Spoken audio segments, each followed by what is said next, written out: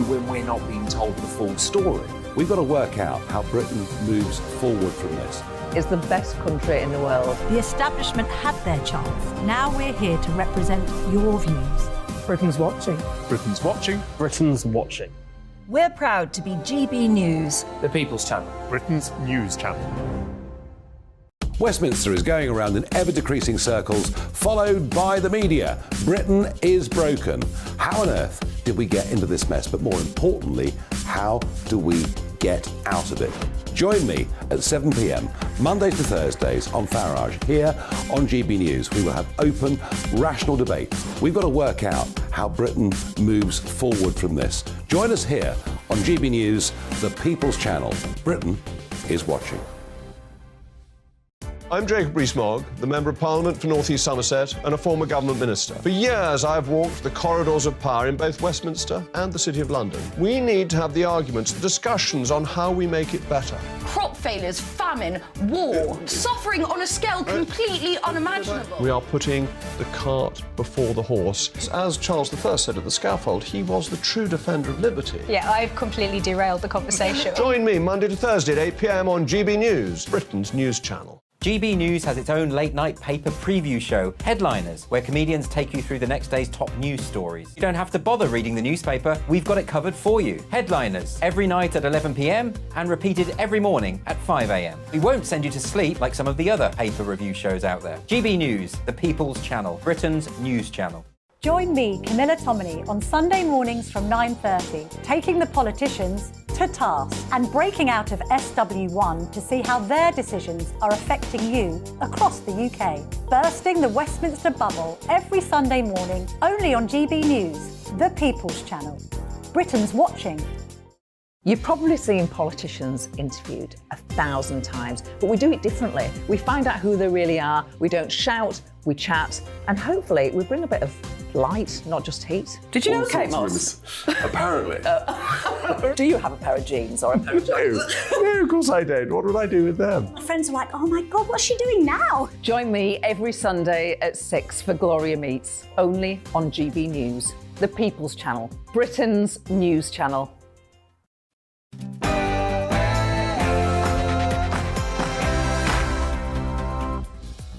It's 9:30 on Tuesday, the 9th of May. This is To The Point on GB News with Bev Turner and Andrew Pearce. Talking about pharmacies across the country, they're going to be given a major new role handing out basic drugs. This is to relieve pressures on GPs. Good idea? Seems it to me. I think it really is. Now, it follows the Prime Minister's promise to work night and day to rebuild the Conservative Party after their disastrous local election results last week. And are there red faces at the Met? The police have expressed regret for arresting some anti-monarchy protesters ahead of the coronation. There's threats now, talk of legal action against the Met. And Crown versus Government report that Charles and Boris squared up over the then Prince of Wales's reported opposition to the Rwanda refugee policy.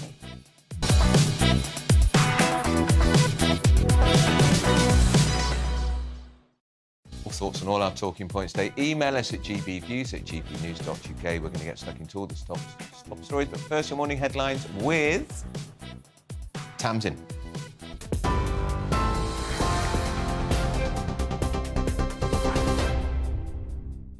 Andrew, thank you. Good morning from the GB Newsroom at 9:32. Here are the headlines. Pharmacists will be able to give prescription medicine without a GP sign-off in the latest government plans to ease the pressure on doctors. Under the measures, patients will be able to get treatments for 7 common conditions, including a sore throat and earache. That's without seeing a doctor. It's hoped the new guidelines, which will come into place this winter, will free up to 15 million slots at surgeries over the next 2 years.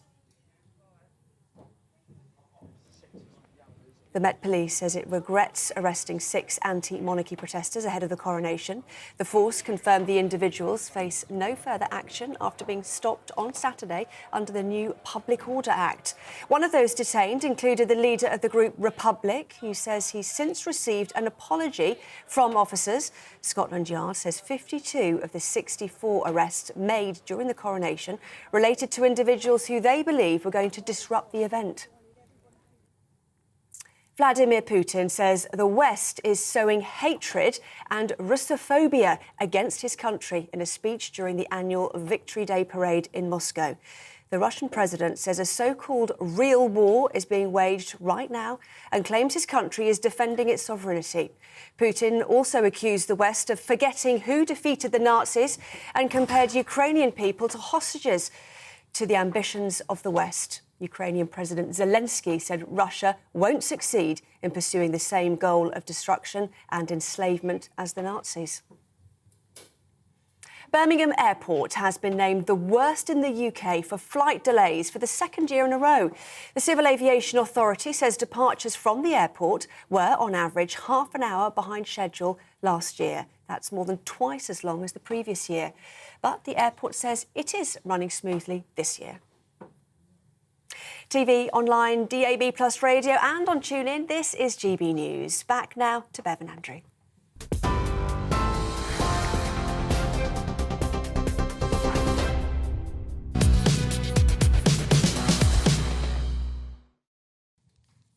Well, it's a big story and a significant story. The Prime Minister is going to launch a new plan. It will effectively free up 7 million GP appointments. It's going to enable people to go to the pharmacy to get treatment for common conditions, blood pressure, earache, sore throat. Go and get your prescription. Go to a GP, go to a pharmacy rather than a GP. See, the thing is, some pharmacists are already prescribing pharmacists. So since my kids were little, anything wrong with them, I didn't even bother really with the GP, even before we could get an appointment. Straight to Sue at Busby's in Chiswick, to the pharmacist. Brilliant. Every child's snotty nose or rash, sort it out. But she wasn't a prescribing pharmacist. So I'd be interested to know now, all those brilliant pharmacists who couldn't actually prescribe, they can hopefully do that now. It's great. I think it's great news. Problem is, of course, pharmacies are closing down. Is the air conditioning on a bit high in here today? Your paper's nearly blew away. Some pharmacies are closing down because they're not getting enough support from the government because they do rely on state support, taxpayers' money. So, on the one hand, they're going to expand pharmacy service, but on the other hand, they're closing down, Prime Minister, so you can't have it both ways. This is very true. Got to make it work. They're spending £645 million to expand pharmacy services to allow them to prescribe more medicines and perform simple things such as blood pressure checks. So let's have a little chat now. We're hoping we can be joined by former Labour advisor Kevin Marr. Good morning, Kevin. Good morning to you. Good morning. As a former Labour advisor, this sort of policy should make you slightly nervous because I think it's going to be very popular with the public. We're wanting to see ways in which our life is tangibly made easier, particularly with the state that the NHS is in. What's your response to this news? I mean, it's an obvious move in one respect. I mean, you know, for a long time, pharmacists have been the kind of unsung heroes of the NHS and primary care anyway. And often, you know, people will have had chats with pharmacists over the counter and just regarded them as really knowledgeable and really, really helpful. So it's an extension of something that is fairly organic and fairly obvious anyway. There's been, you know, talk for a long time of expanding the role of pharmacists in primary care anyway. But it's to address, you're right, it's to address that 8 a.m. moment, as the Health Secretary Steve Barclay's referred to it, that scramble for appointments every day that people are experiencing, millions and millions of people are experiencing. So this is a touchstone political issue because, you know, the NHS at the front door is not working at the moment. It's the same in A&E and it's the same with GPs. Those are the two sort of front doors of the NHS that people experience. And if their experience is pretty rubbish, and it will be at the moment, then there's obviously going to be a political price paid for that. So it's a top priority for the government in trying to rebalance itself after last week's local elections as well. So you know, it's absolutely touchstone. Now, what Labour's saying is that, of course, this is not addressing the shortage of GPs that we've got in the system. The difficulty, of course, of being in government is that things don't work quickly.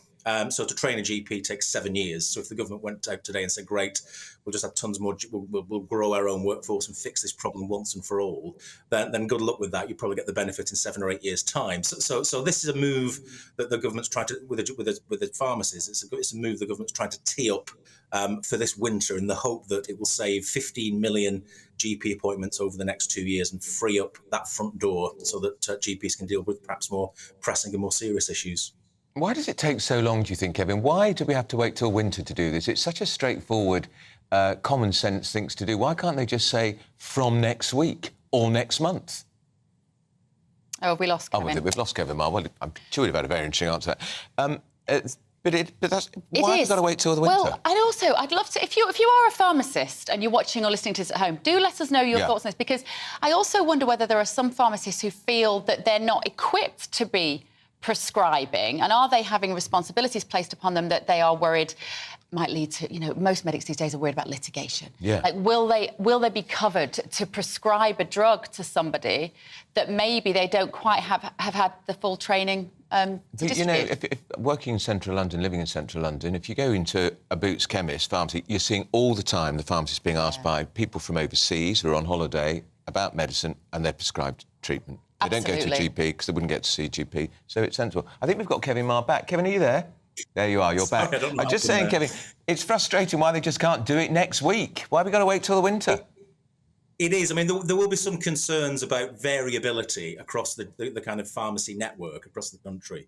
And, of course, just the issue you were talking about just then. I mean, there's the issue of safety as well, making sure that if we're giving pharmacies, new powers to prescribe drugs, even if it's in the context usually that this is either fairly low level or perhaps dealing with people with manageable conditions and repeat prescriptions, that it is a new departure, and they'll want to make sure that they've got this absolutely teed up, because if there was any problems further down the line, then it would blow back, I think, very directly on ministers, and people say, well, this was a cost-cutting measure, and look what you've done. So they'll want to make sure that the safety concerns are properly addressed, and that anything in the NHS, it's such a big, vast, complex, three-dimensional organisation. Anything takes time, and this is part of the problem, really, with governing with pretty much 1 year left of a parliament. That if you're trying to change direction on any policy issue, there is big lead-in time to make sure that operationally it's fit to run on the ground. Kevin, we have to ask you, and the smile will be from ear to ear. We ask you about the local election results last week. It was a good result for Labour. Not brilliant, but a good result. Pretty catastrophic for the Tories. They spun all these projections. They could be, they might lose 500 seats, 700 seats. Nobody really thought they'd lose 1,000 seats. And in fact, they lost nearer 1,100 seats on a share of the vote of about 26%. Pretty appalling.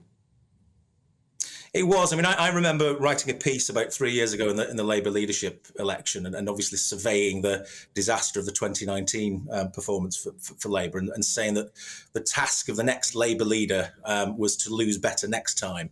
I don't think anybody's saying that now. I think there's a kind of cautious optimism in Labour land that these results were pretty good. They were good because the Labour vote was performing well across the country in lots of areas where Labour's got to win key parliamentary seats in the next general election. So there's a good vibe. I think there's no complacency because the great paradox of politics is, of course, that politicians are very superstitious people, and if they're miles ahead in the polls, they think they're going to lose, and if they're miles behind in the polls, they think they can still win. So that's probably a fair assessment of respective Tory and Labour ranks at the moment. But I think the thing about last Thursday as well is that it's not just that Labour did pretty well, that the Tories did pretty badly. It's that the Liberal Democrats did pretty well, and the Greens did as well. So in a sense, if you're a Tory strategist this morning, you're saying, look, we've got Labour doing well in parts of the southeast, doing well across the Midlands and the north, rebuilding that red wall. But we've also got the Liberal Democrats chipping away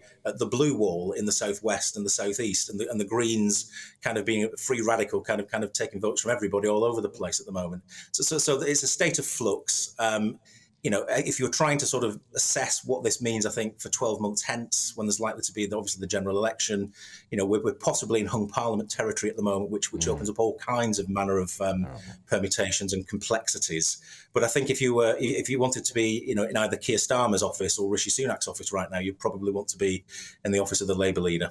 Kevin, you're a former Labour advisor. What would you be advising Keir Starmer? In some ways, a year to 18 months is a long time in politics. A lot can change between now and then, but he just has to keep his head down and not make any major mistakes, doesn't he? He does. That's a prerequisite, I think, for leader of the opposition. Governments lose elections. Oppositions seldom win them. I think what you've got to be portrayed at all times is competent, compassionate, people with some new and decent ideas. And I think people eventually look at the other side of the political aisle and say, well, why don't we give these other guys a chance? So that's pretty much how it works. And I think that's been Keir Starmer's strategy throughout, is not to be too bellicose, not to be too grand in terms of vision or big policy ideas, but just to say, actually, there's a nice space where moderation and competence would be perhaps a bit of it would capture the mood of the British public, I think, after what have been a tumultuous few years with Brexit and everything else that's gone on. Just finally, Kevin, he did say, Keir Starmer, voters don't care about woke issues. I think people would prefer the Leader of the Opposition, though, to be able to define what a woman is. And I don't call that a woke issue. I think that's a common sense issue. I think these issues, which have been kind of regarded perhaps in Westminster as a bit fringe and all the rest of it, I think they are front and centre, and people are talking about these things. They are noticing what people say, and they do notice when politicians seem to blanch from answering what they would regard as pretty straightforward questions. So there's big challenges there for politicians on the Liberal left, frankly, to be able to say you can't keep splitting the difference with some of these things. You need to be quite straightforward. OK, all right. Thank you very much, Kevin Maher, their former Labour advisor. So we were on the telly every day last week, pretty much, building up the Coronation. It was great atmosphere down there, wasn't it? How did you find the weekend? I've not really seen you since then. I was glued to the TV. Were you? Glued to the TV, watching GB News, obviously, most of the time. I did it. I can't lie. I did a little flick. I was watching, and we did it very, very well. GB News did it very. I think GB News had a very good coronation. We were the Coronation channel. It was a great. I just really enjoyed. I found parts of the service incredibly moving. Did you? I found it when William kissed his father. I thought that was a very moving moment. There was too much Justin Welby for me, Archbishop of Canterbury. I speak as a good, God-fearing Roman Catholic who goes to church every week if I can. Too much of him. Yeah. And I can't stand that whiny voice of his either. Sorry. I'm not sure you could have dialed him down, given that he was in charge of Big Ben. I know. I don't know how you could have had less of him. Too much Welby. And I also found it quite moving when the King was divested almost of his clothes. Yeah. And Camilla, she looked terrified. She did, didn't she? In my view.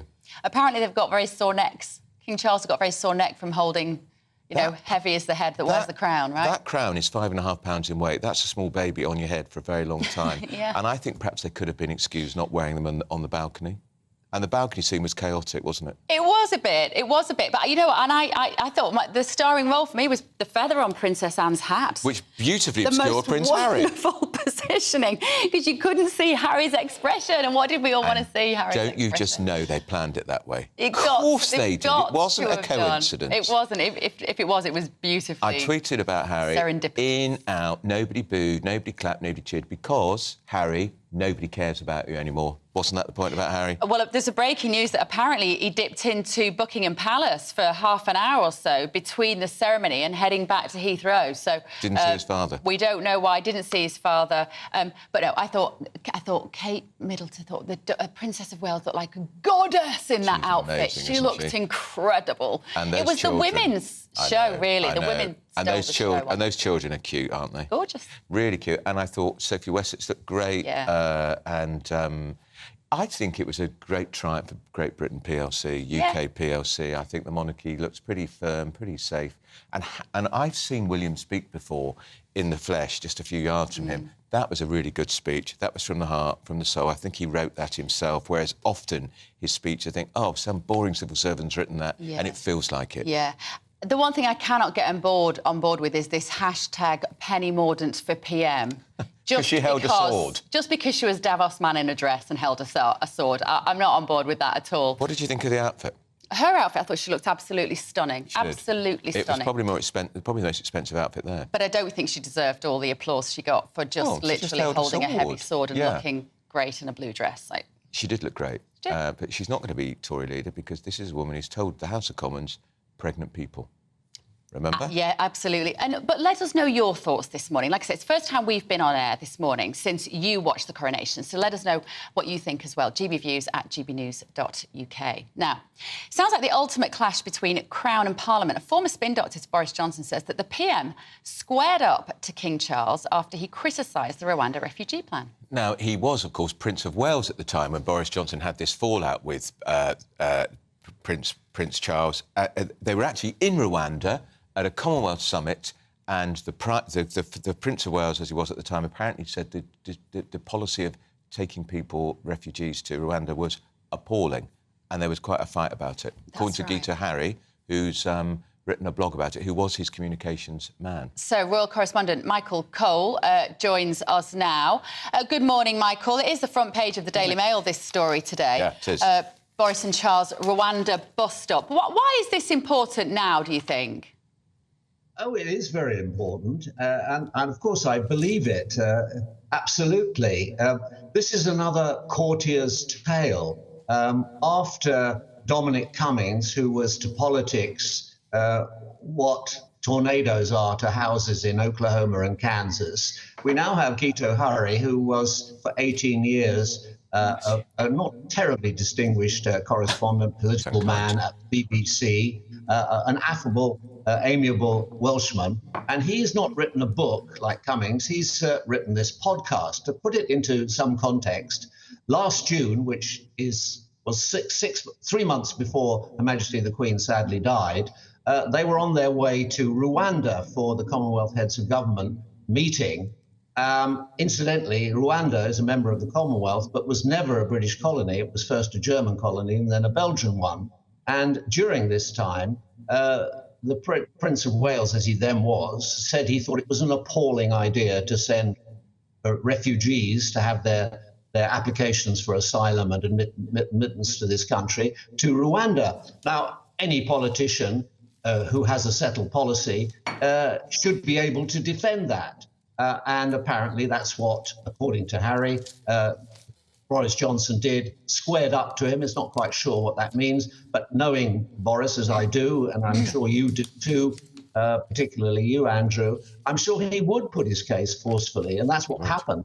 But this has to be put into context, because he was asked, the Prince of Wales was asked, what would happen when he became king? Would he continue to lobby? Would he continue to write his black spider letters? Would he continue to ride all his hobby horses, essentially political issues? And he said, of course not. He said, I'm not as stupid as all that. You know, and I think he meant that. The king, the monarch, has an absolutely invaluable right, a prerogative. He has the right to be informed by the government of the day, to encourage and to warn. And that usually happens at these famous Tuesday night audiences. The Prime Minister has an audience of the King, to use the correct terminology. And in that meeting, which is entirely private, no notes are taken and nothing ever leaks from it, essentially what the Prime Minister is doing is presenting his homework to the teacher and having it marked, and there's a frank discussion. And John Major, I think it was, said that he had to prepare for those meetings with Her Majesty the Queen very, very carefully. And it's said that, you know, the Queen only had to raise one eyebrow and say, do you think this is entirely wise, Prime Minister, for the Prime Minister of the day to go away and think about whether it really was entirely wise? And that's a very important check and balance in our famously unwritten constitution. Is it too soon to draw any conclusions, Michael, about the relationship between King Charles and Rishi Sunak as the PM now? It's one of the few times we've seen them together, really, bopping away at the concert. What do you think their relationship might be like? Rather good, I would expect. I mean, this is Tuesday, isn't it? Yeah, maybe tonight, if there is an audience, I should imagine that the king would say to him, "Well, what do you think about pharmacies? You grew up in one with your family." You know, the discussion you were very brilliantly having earlier. There are. He's got it on first hand, and that is important because the monarch is there. No statute is a law until it's signed off by the monarch, and that's a very valuable thing for us.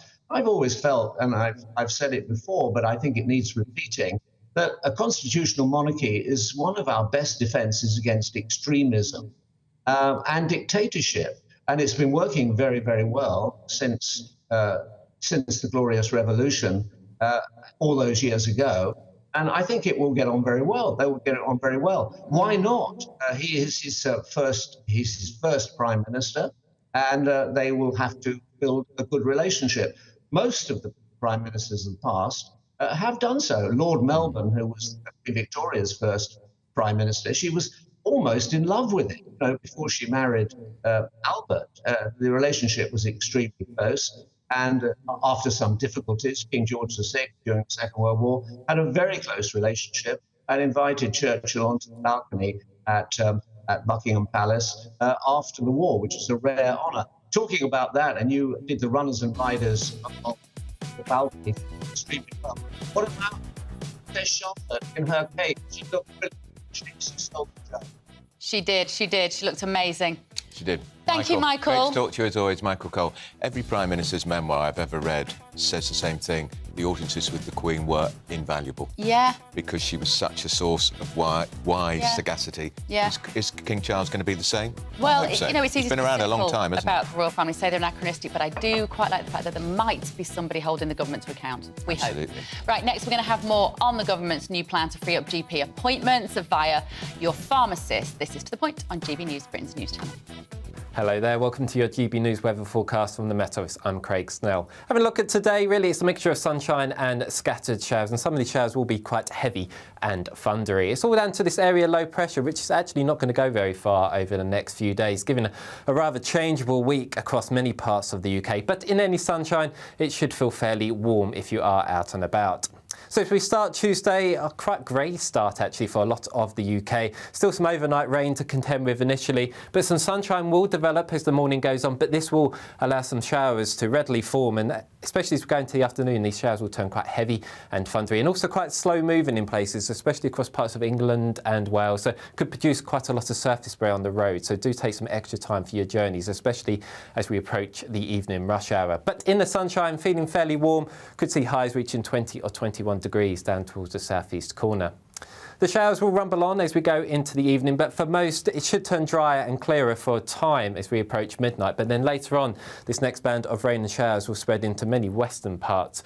So for many eastern areas, actually a cooler night than the night just gone, but out towards the west with this, thanks to this next area of cloud, another mild one to come with lows not falling much lower than around 10 to 11 degrees.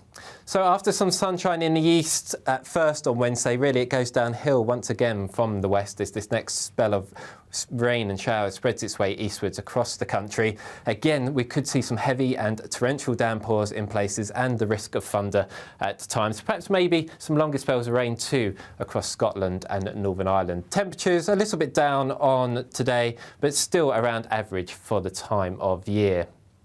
And very little changes actually on Thursday, another day of sunshine and scattered showers. But hopefully, as we approach the weekend, something a little bit drier coming through with temperatures maybe also climbing just that little bit.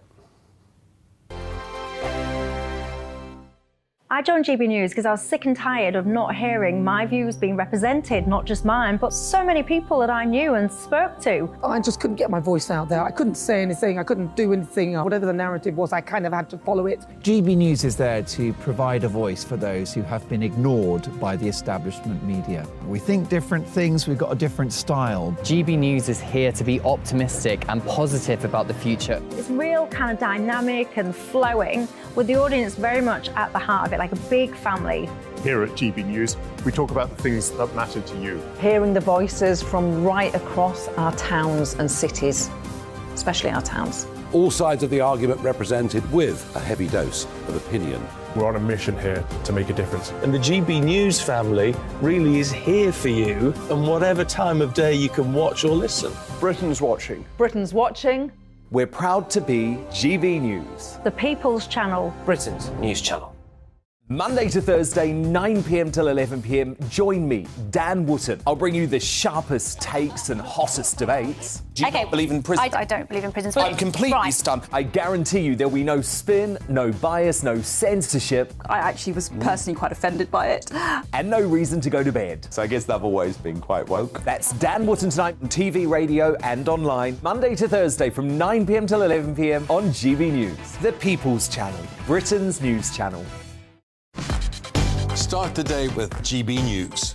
We catch up on all the big stories you didn't hear the night before. And take a look at what the world's talking about this morning. That's right, Monday to Thursdays from 6 o'clock. It's Breakfast with Eamon and Isabel. Straight after breakfast, join us, Bev Turner and Andrew Pearce. We're going to take you through till noon.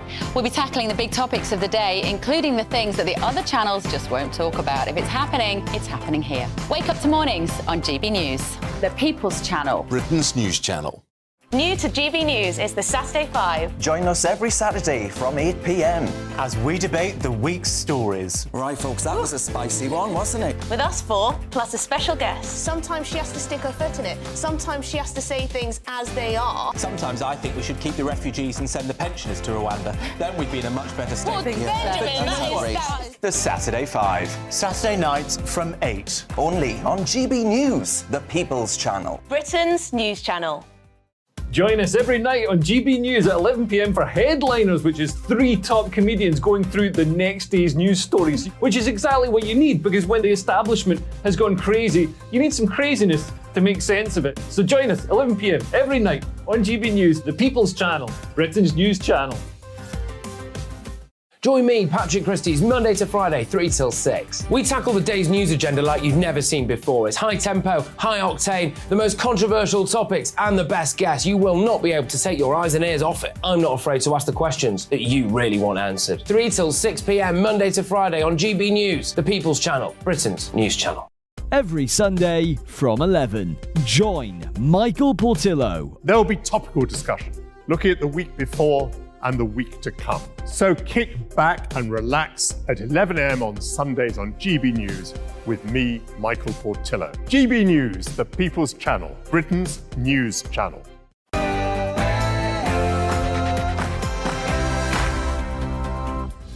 Good morning, it's 10 o'clock on Tuesday, the 9th of May. This is To The Point on GB News with Bev Turner and Andrew Pearce. We're talking about pharmacies because they're going to be given far more powers to give out routine drugs. It's to relieve the pressure on GPs. We wonder if you think that's a good idea. Sounds it to us. That's right. It follows the Prime Minister's promise to work night and day to rebuild the Conservative Party after their disastrous local election results last week. And are there red faces at the Metropolitan Police? There's been an expression of regret for arresting some of those anti-monarchy protesters ahead of the coronation. There is talk of legal action against the police. And Crown versus Government reports that Charles and Boris squared up over the then Prince of Wales's reported opposition to the Rwanda refugee policy. As always, we want to know what you think on these stories. You can email us, gbviews@gbnews.uk. But first, we're going to get the latest news with Tamsin Roberts.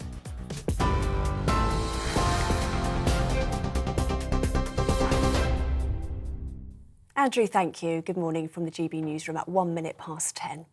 Pharmacists will be able to give prescription medicine without a GP sign-off in the latest government plans to ease the pressure on doctors. Under the measures, patients will be able to get treatments for 7 common conditions, including a sore throat and earache. That's without seeing a doctor.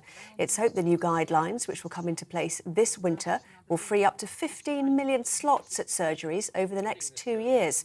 The Public Health Minister, Neil O'Brien, told GB News the move is a step in the right direction.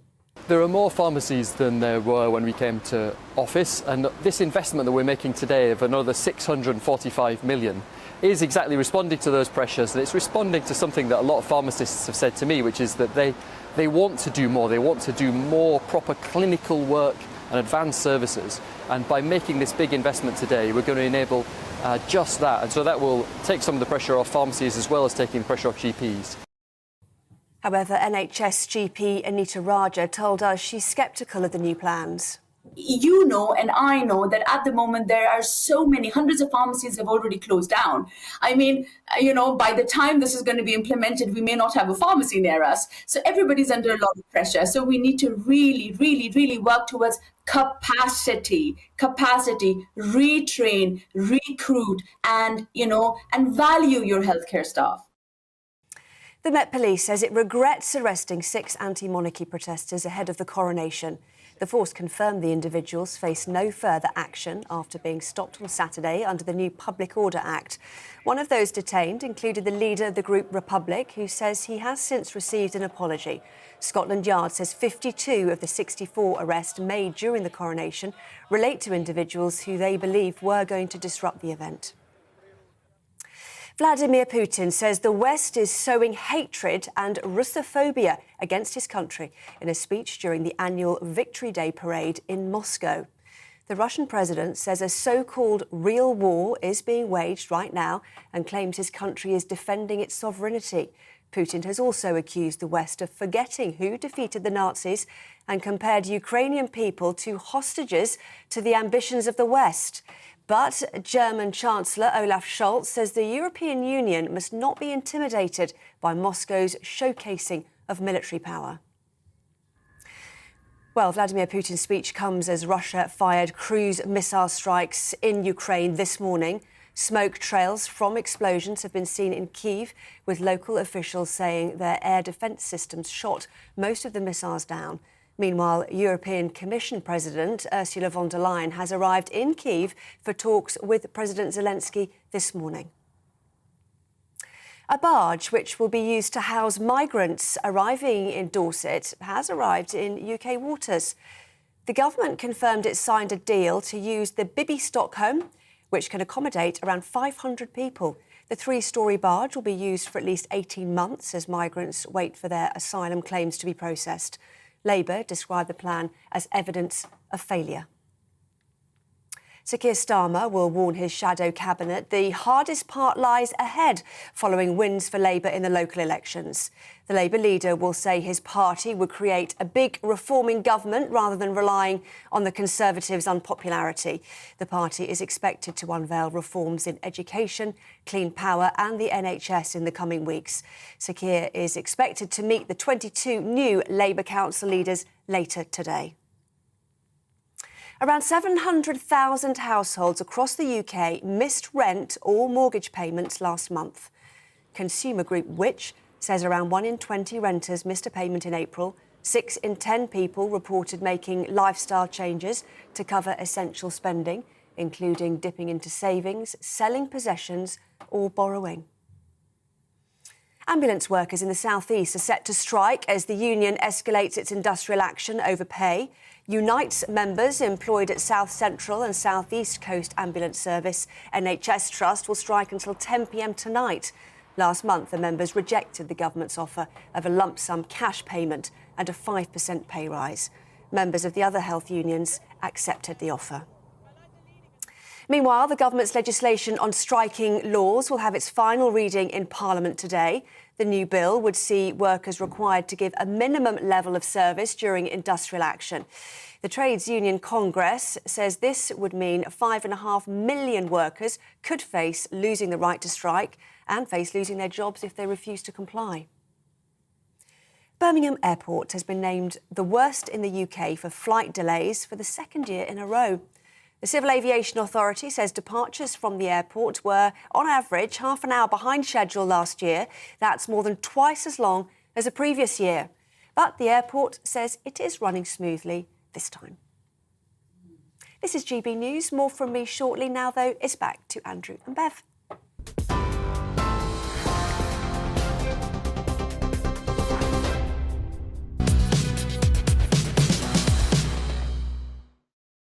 So the Prime Minister is launching a big new plan. This is designed to free up 7 million GP appointments a year, effectively to encourage us to go to the pharmacy for treatment for common conditions such as, we've got them listed here. Earache.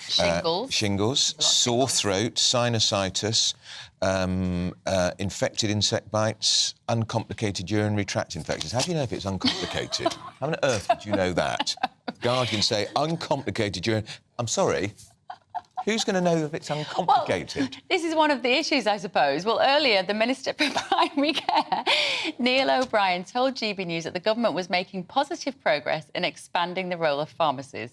There are more pharmacies than there were when we came to office, and this investment that we're making today of another 645 million is exactly responding to those pressures, and it's responding to something that a lot of pharmacists have said to me, which is that they want to do more. They want to do more proper clinical work and advanced services, and by making this big investment today we're going to enable just that, and so that will take some of the pressure off pharmacies as well as taking the pressure off GPs.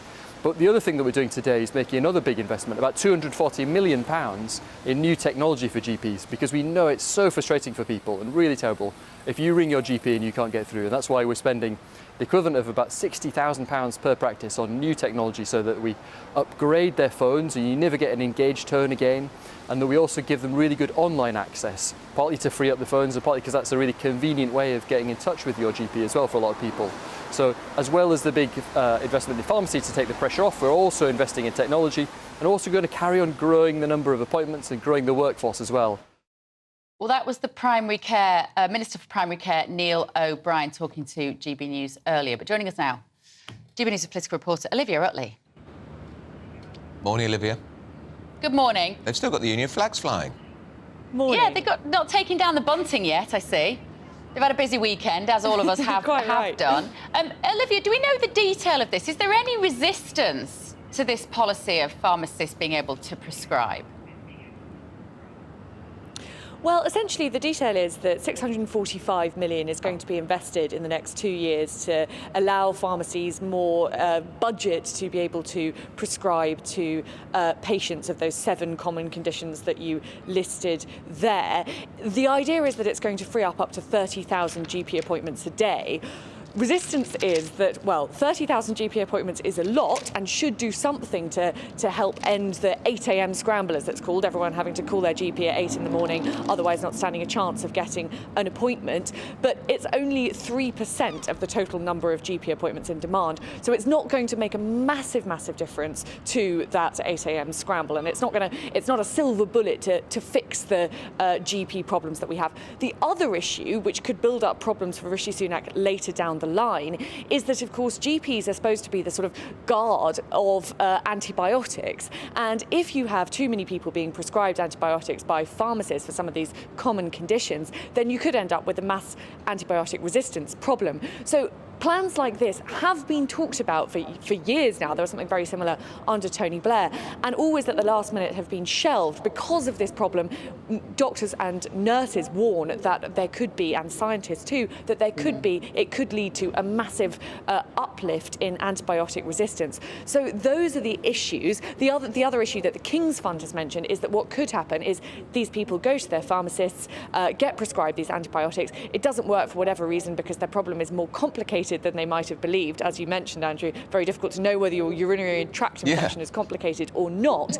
And these people just end up going to the back of the GP queue anyway. So there are a few issues with it, but on the whole, health groups have welcomed the Prime Minister's announcement. And one big issue, Olivia, of course, the number of pharmacies that are closing. The Mail reports today 160 in England have closed in the last 2 years because of the funding arrangement they've got with NHS England. That's not a good look when we're trying to expand the role of pharmacies. Well, exactly. Rishi Sunak has said that there will be more funding for pharmacies over the next couple of years. But the worry, of course, is that the funding that he's putting in now will simply mitigate against the loss of funding in recent years. So we'll only get back to where we were a few years ago. And if the role of pharmacies is now massively expanding, as Rishi Sunak is promising, then there's a worry that that won't be enough. At the same time, Rishi Sunak is investing more money in GP training, and he's saying that there will be 50% more GP training places available in the next couple of years. But again, because GP numbers are now pretty low, and we know that GPs often work very part-time hours, it could be that this extra funding simply doesn't make up the shortfall. OK, thanks so much, Olivia. Olivia Utley there at Downing Street. Well, joining us now is a Health and Social Affairs editor at the Sunday Express, Lucy Johnston. Good morning, Lucy. We're sort of greeting this news with enthusiasm. It seems like a triumph of common sense. We've been, supporting pharmacists on this show for months. But is it going to make any actual difference to the patient's experience? Well, that is a very, very good question. On the one hand, it's good that the government has recognised the problems that GPs are facing, and they are in a crisis, and they do carry out 90% of the work of the NHS. So if the GP practice fails, then it's often said the whole NHS fails. But in a complex system of flow, it's difficult to know, and there's been no trials of this, of course, it's difficult to know whether it will make any difference and whether those GP places or appointments will just fill with other people with other problems. And it's your political reporter pointed out there are concerns because the pharmacists won't have extra training to deal with these patients.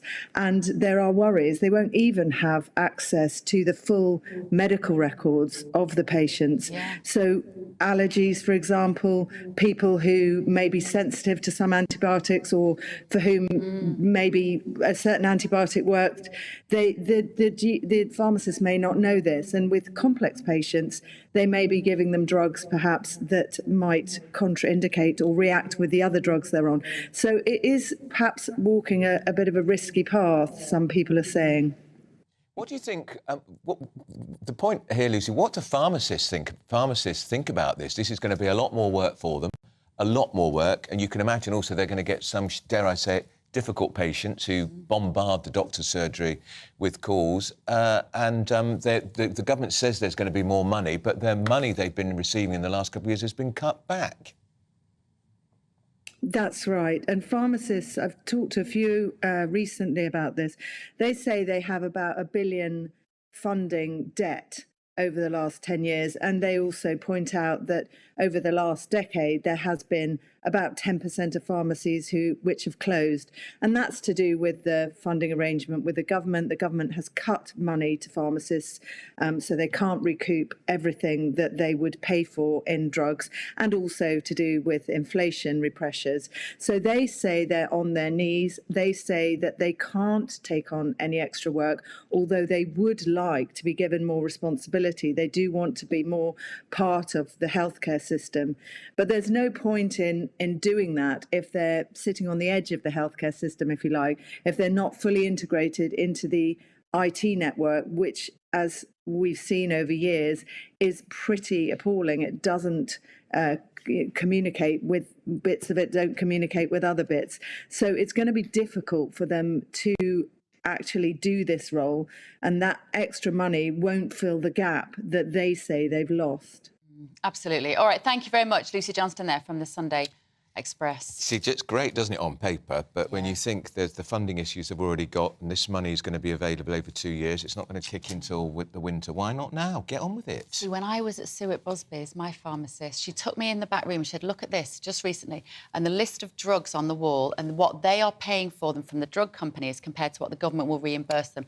And they're making a loss on nearly all these drugs, so there's definitely a bit more to this. Well, a bit more on this and also the fallout from last week's elections. Let's talk to Conservative peer and polling analyst Lord Robert Hayward. There he is. How are you, Robert? Good morning. Well, Robert, you and I know all about expectation management, don't we, with polls? And the Tories seem to be suggesting, it could be 1,000, but we really thought it was only going to be, they were going to lose 500 seats. But actually, it was at the worst end of the expectations. They lost closer to 1,100 seats. They did, and it was a bad result for the Conservatives. There's no question about that. It was a good result for Labour and a very good result for the Liberal Democrats. How much should we read into it, though, Robert? Because turnout is very low at local elections. I know a lot of people who's just stayed at home because they're fed up with the Tories, but they would probably vote differently at a general election. Oh, there's no question that people, as you say, vote differently at local elections from general elections.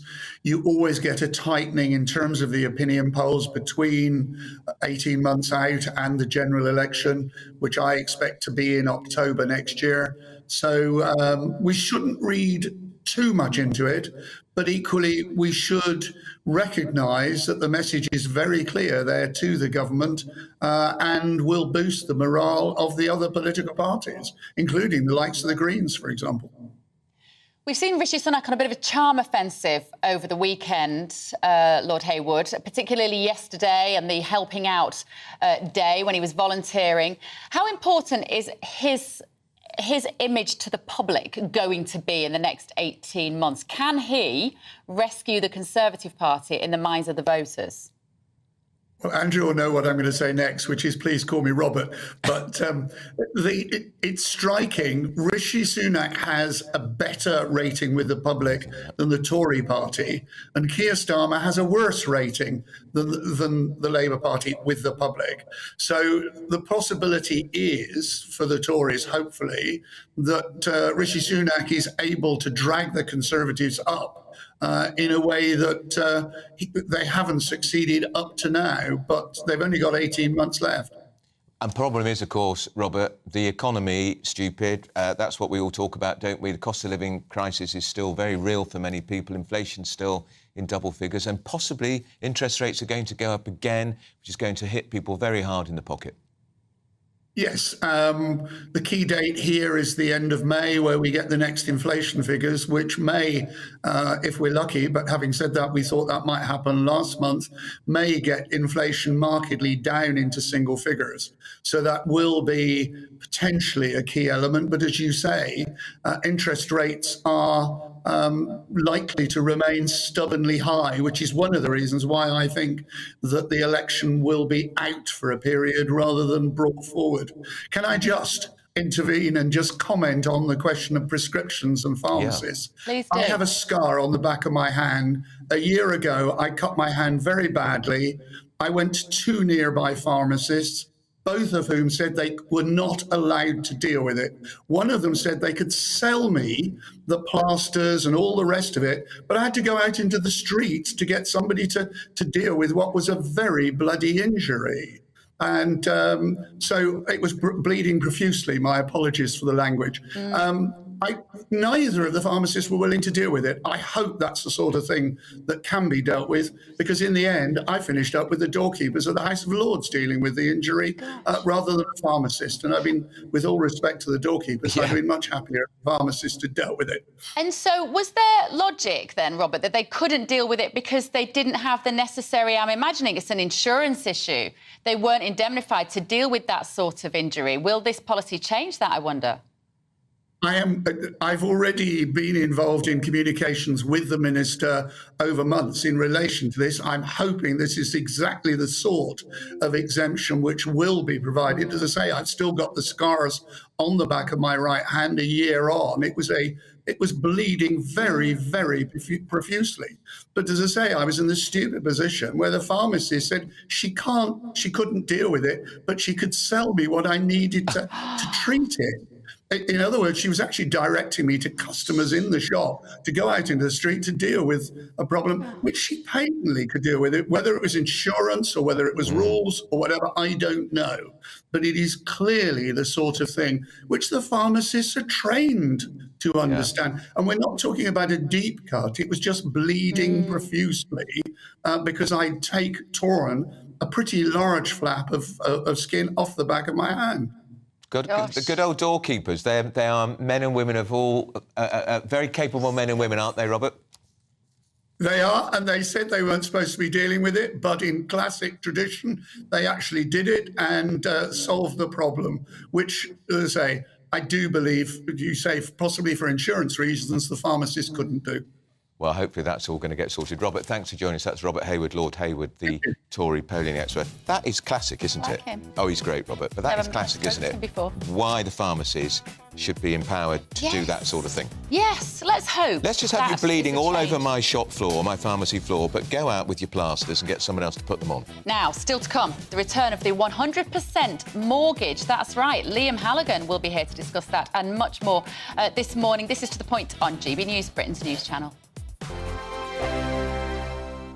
I joined GB News because I was sick and tired of not hearing my views being represented, not just mine, but so many people that I knew and spoke to. I just couldn't get my voice out there. I couldn't say anything. I couldn't do anything. Whatever the narrative was, I kind of had to follow it. GB News is there to provide a voice for those who have been ignored by the establishment media. We think different things, we've got a different style. GB News is here to be optimistic and positive about the future. It's real kind of dynamic and flowing, with the audience very much at the heart of it, like a big family.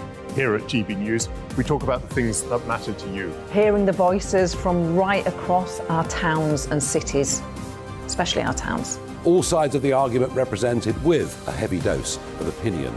We're on a mission here to make a difference. And the GB News family really is here for you, and whatever time of day you can watch or listen. Britain's watching. Britain's watching.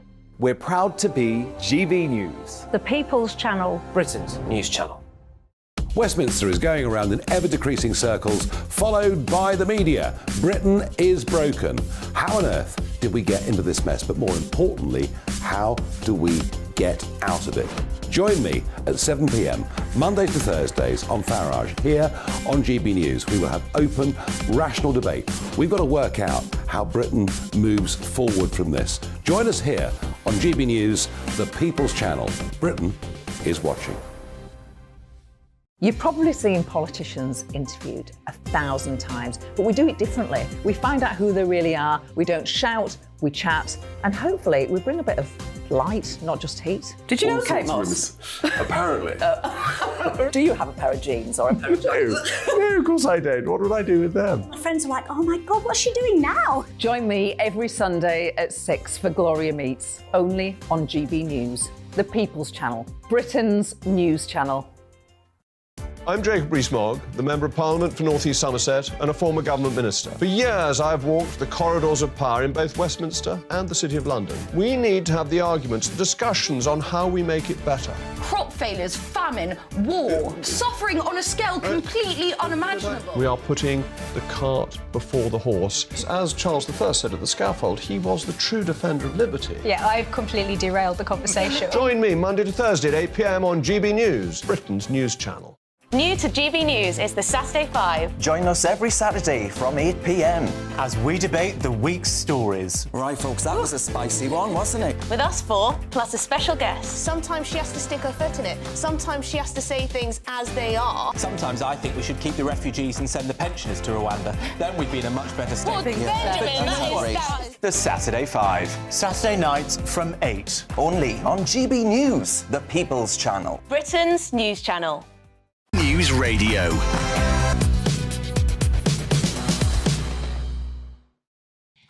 It is 10:25. You're with To The Point on GB News with Andrew Pearce and Bev Turner. We're chatting away because Liam Halligan is here. The 100%... You just said something completely outrageous, actually, which I'm not going to repeat on. Well, the chances are it was broadcast live to the nation because you never can tell. Well, the 100% mortgage is back. Skipton Building Society is offering a product to get renters their first home. Liam?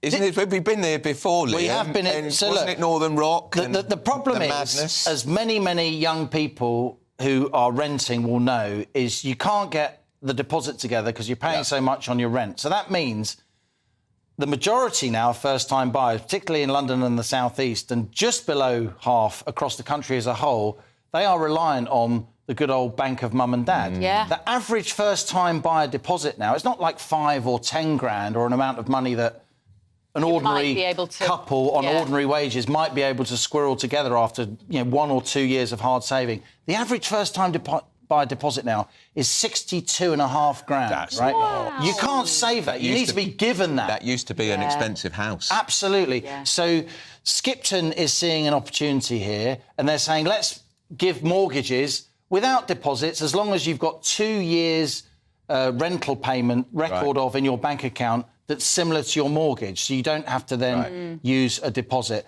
They'll charge you a much higher rate of interest at the moment, like 5.5% rather than 5%, which will add up. But we have been here before, as you say, Andrew, because it was those 100% mortgages before the financial crisis, which meant that lots of people bought houses who, frankly, couldn't afford to buy houses, and then the housing market became a bubble, and that's what led to a big collapse. So they've got to be careful. And Skipton, of course, is a small building society. That's right. Puts them on the map. They could be overwhelmed. They could be overwhelmed, but what will happen is once Skipton do it, then others will do it because the regulators won't be able to stop it. It will be a floodgate. Look, now, I believe passionately, and I've been arguing all my adult life for, policies that mean young people can buy homes. It's absolutely what I'm about. And my instinct is to always help first-time buyers. But the only way you can really help first-time buyers is to build more homes. Well, glad you mentioned that. Rather than the supply-side policy, you need supply-side policies to build more homes, not juicing up demand by putting more buyers into the market, help to buy for the same amount of homes, because more demand hits a fixed supply of housing and prices go up even more. Now, a big row over the Tories' local election results. One of the criticisms of Rishi Sunak is he dropped targets for house building. Particularly problematic in the South East, where the Tories did really badly. Simon Clarke, who was Housing Secretary under Liz Truss, I think, says it should be 30,000 more built every year. There is a huge row going on in the Tory party at the moment about whether they try and out-NIMBY the Lib Dems and the Green Party or whether they go for more house building. And weirdly, it's like the centrist soft Tory reform group, One Nation Tories, who want to be NIMBYist, and it's Ian Duncan Smith and co and Simon Clarke and the Trussites who want to say, no, we need to build more houses, we need to get more spades in the ground to try and control house prices by bringing more supply to the market. Plenty of brownfield sites. Well, I'd say to you, Andrew, this. The last PMQs before the local elections, Rishi Sunak said, we're concreting over the Greenbelt, right? That's actually factually wrong. The Greenbelt has more than doubled in size over the last 30 years, and I prove it in my book, Home Truths. The Greenbelt is now 13% of the landmass of the UK and rising, and total residential housing, their total acreage, including gardens, is less than 2%. But, of course, the Liberal Democrats say, you can't vote Tory because if you vote Tory, they're going to build on the Greenbelt. That's right. That's right. What's been happening. Even Vince Cable, the sort of high priest of the Lib Dems, he said in an interview with me, no one who is serious about housing provision can fail to have an honest conversation about the Greenbelt. And that was an on-the-record quote. Yet even the Tories now are becoming really, really NIMBYist. Look, there's a lot of rationality in being a NIMBY. I don't think you should be putting boxy houses at the end of nice villages. We should be building new towns. We should be building new settlements. Eco-friendly houses. We should... Every house that goes up now should have a standard solar panels on the roof and excellent insulation. Absolutely. They're still not even doing that. And what's interesting hearing that about how there's a split in the Conservative Party, because I think those true Conservatives, we want growth. Right? We're hearing that all the time. And actually, Rishi Sunak could sell the concept of building houses as a growth policy. He could. But in my view, he's being short-termist. He would deny that. He's being short-termist because he's going for the quick fix, juicing up the demand side, more help to buy, which gives an enormous amount of power to the big house builders, channels young people into often shoddily built new build homes that price crashes as soon as they move into them, but they're desperate because they want to get out of rented accommodation. They want to start a family. And then now he's also going for Lib Dem-type policies, getting rid of those housing targets. And Labour are moving directly into that space. Labour are now saying they will reinstate the housing targets. And Labour are also now saying this morning, Keir Starmer's saying, that they want to put a cap on the extent to which foreign purchasers can buy new developments. That was a Tory policy until now. So Labour understand that if you want to help young people, if you want to get young voters... And young people are not voting Tory, Liam. They're not. And if the Tories don't solve this house-building problem, then who are going to be the Tory voters of tomorrow? No. And that's what the likes of Simon Clarke, Ian Duncan Smith and a lot of people from that side of the Conservative Party are calculating. Mrs Thatcher championed the property-owning democracy. Indeed. As did William Hague when he appeared at the Tory conference aged 16. Do you remember he said, the property-owning democracy to which we all aspire? What happened to him? Very good. What happened to him? Very good accent, by the way. Very good.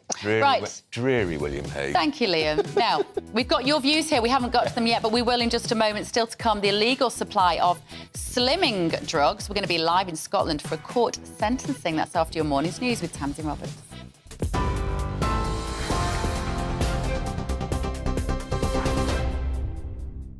Beth, thank you. Here are the headlines at 10:31. Pharmacists will be able to give prescription medicine without a GP sign-off in the latest government plans to ease the pressure on doctors. Under the measures, patients will be able to get treatments for 7 common conditions, including a sore throat and earache, without seeing a doctor. It's hoped the new guidelines, which will come into place this winter, will free up to 15 million slots at surgeries over the next 2 years. The Met Police says it regrets arresting 6 anti-monarchy protesters ahead of the coronation. The force confirmed the individuals face no further action after being stopped on Saturday under the new Public Order Act. One of those detained included the leader of the group Republic, who says he has since received an apology. Scotland Yard says 52 of the 64 arrests made during the coronation related to individuals who they believed were going to disrupt the event. A marine barge which will be used to house migrants has arrived in UK waters.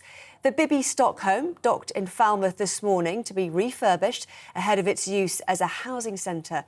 The 3-storey barge will be used for at least 18 months and can hold up to 500 migrants as they wait for their asylum claims to be processed. It's part of a government scheme to move asylum seekers away from costly hotel accommodation. Vladimir Putin says the West is sowing hatred and Russophobia against his country in a speech during the annual Victory Day parade in Moscow.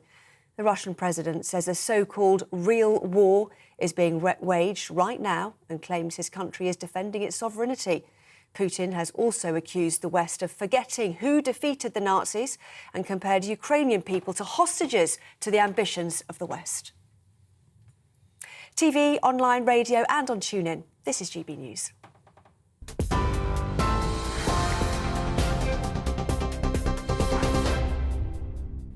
Direct Bullion sponsors the Finance Report on GB News for gold and silver investment.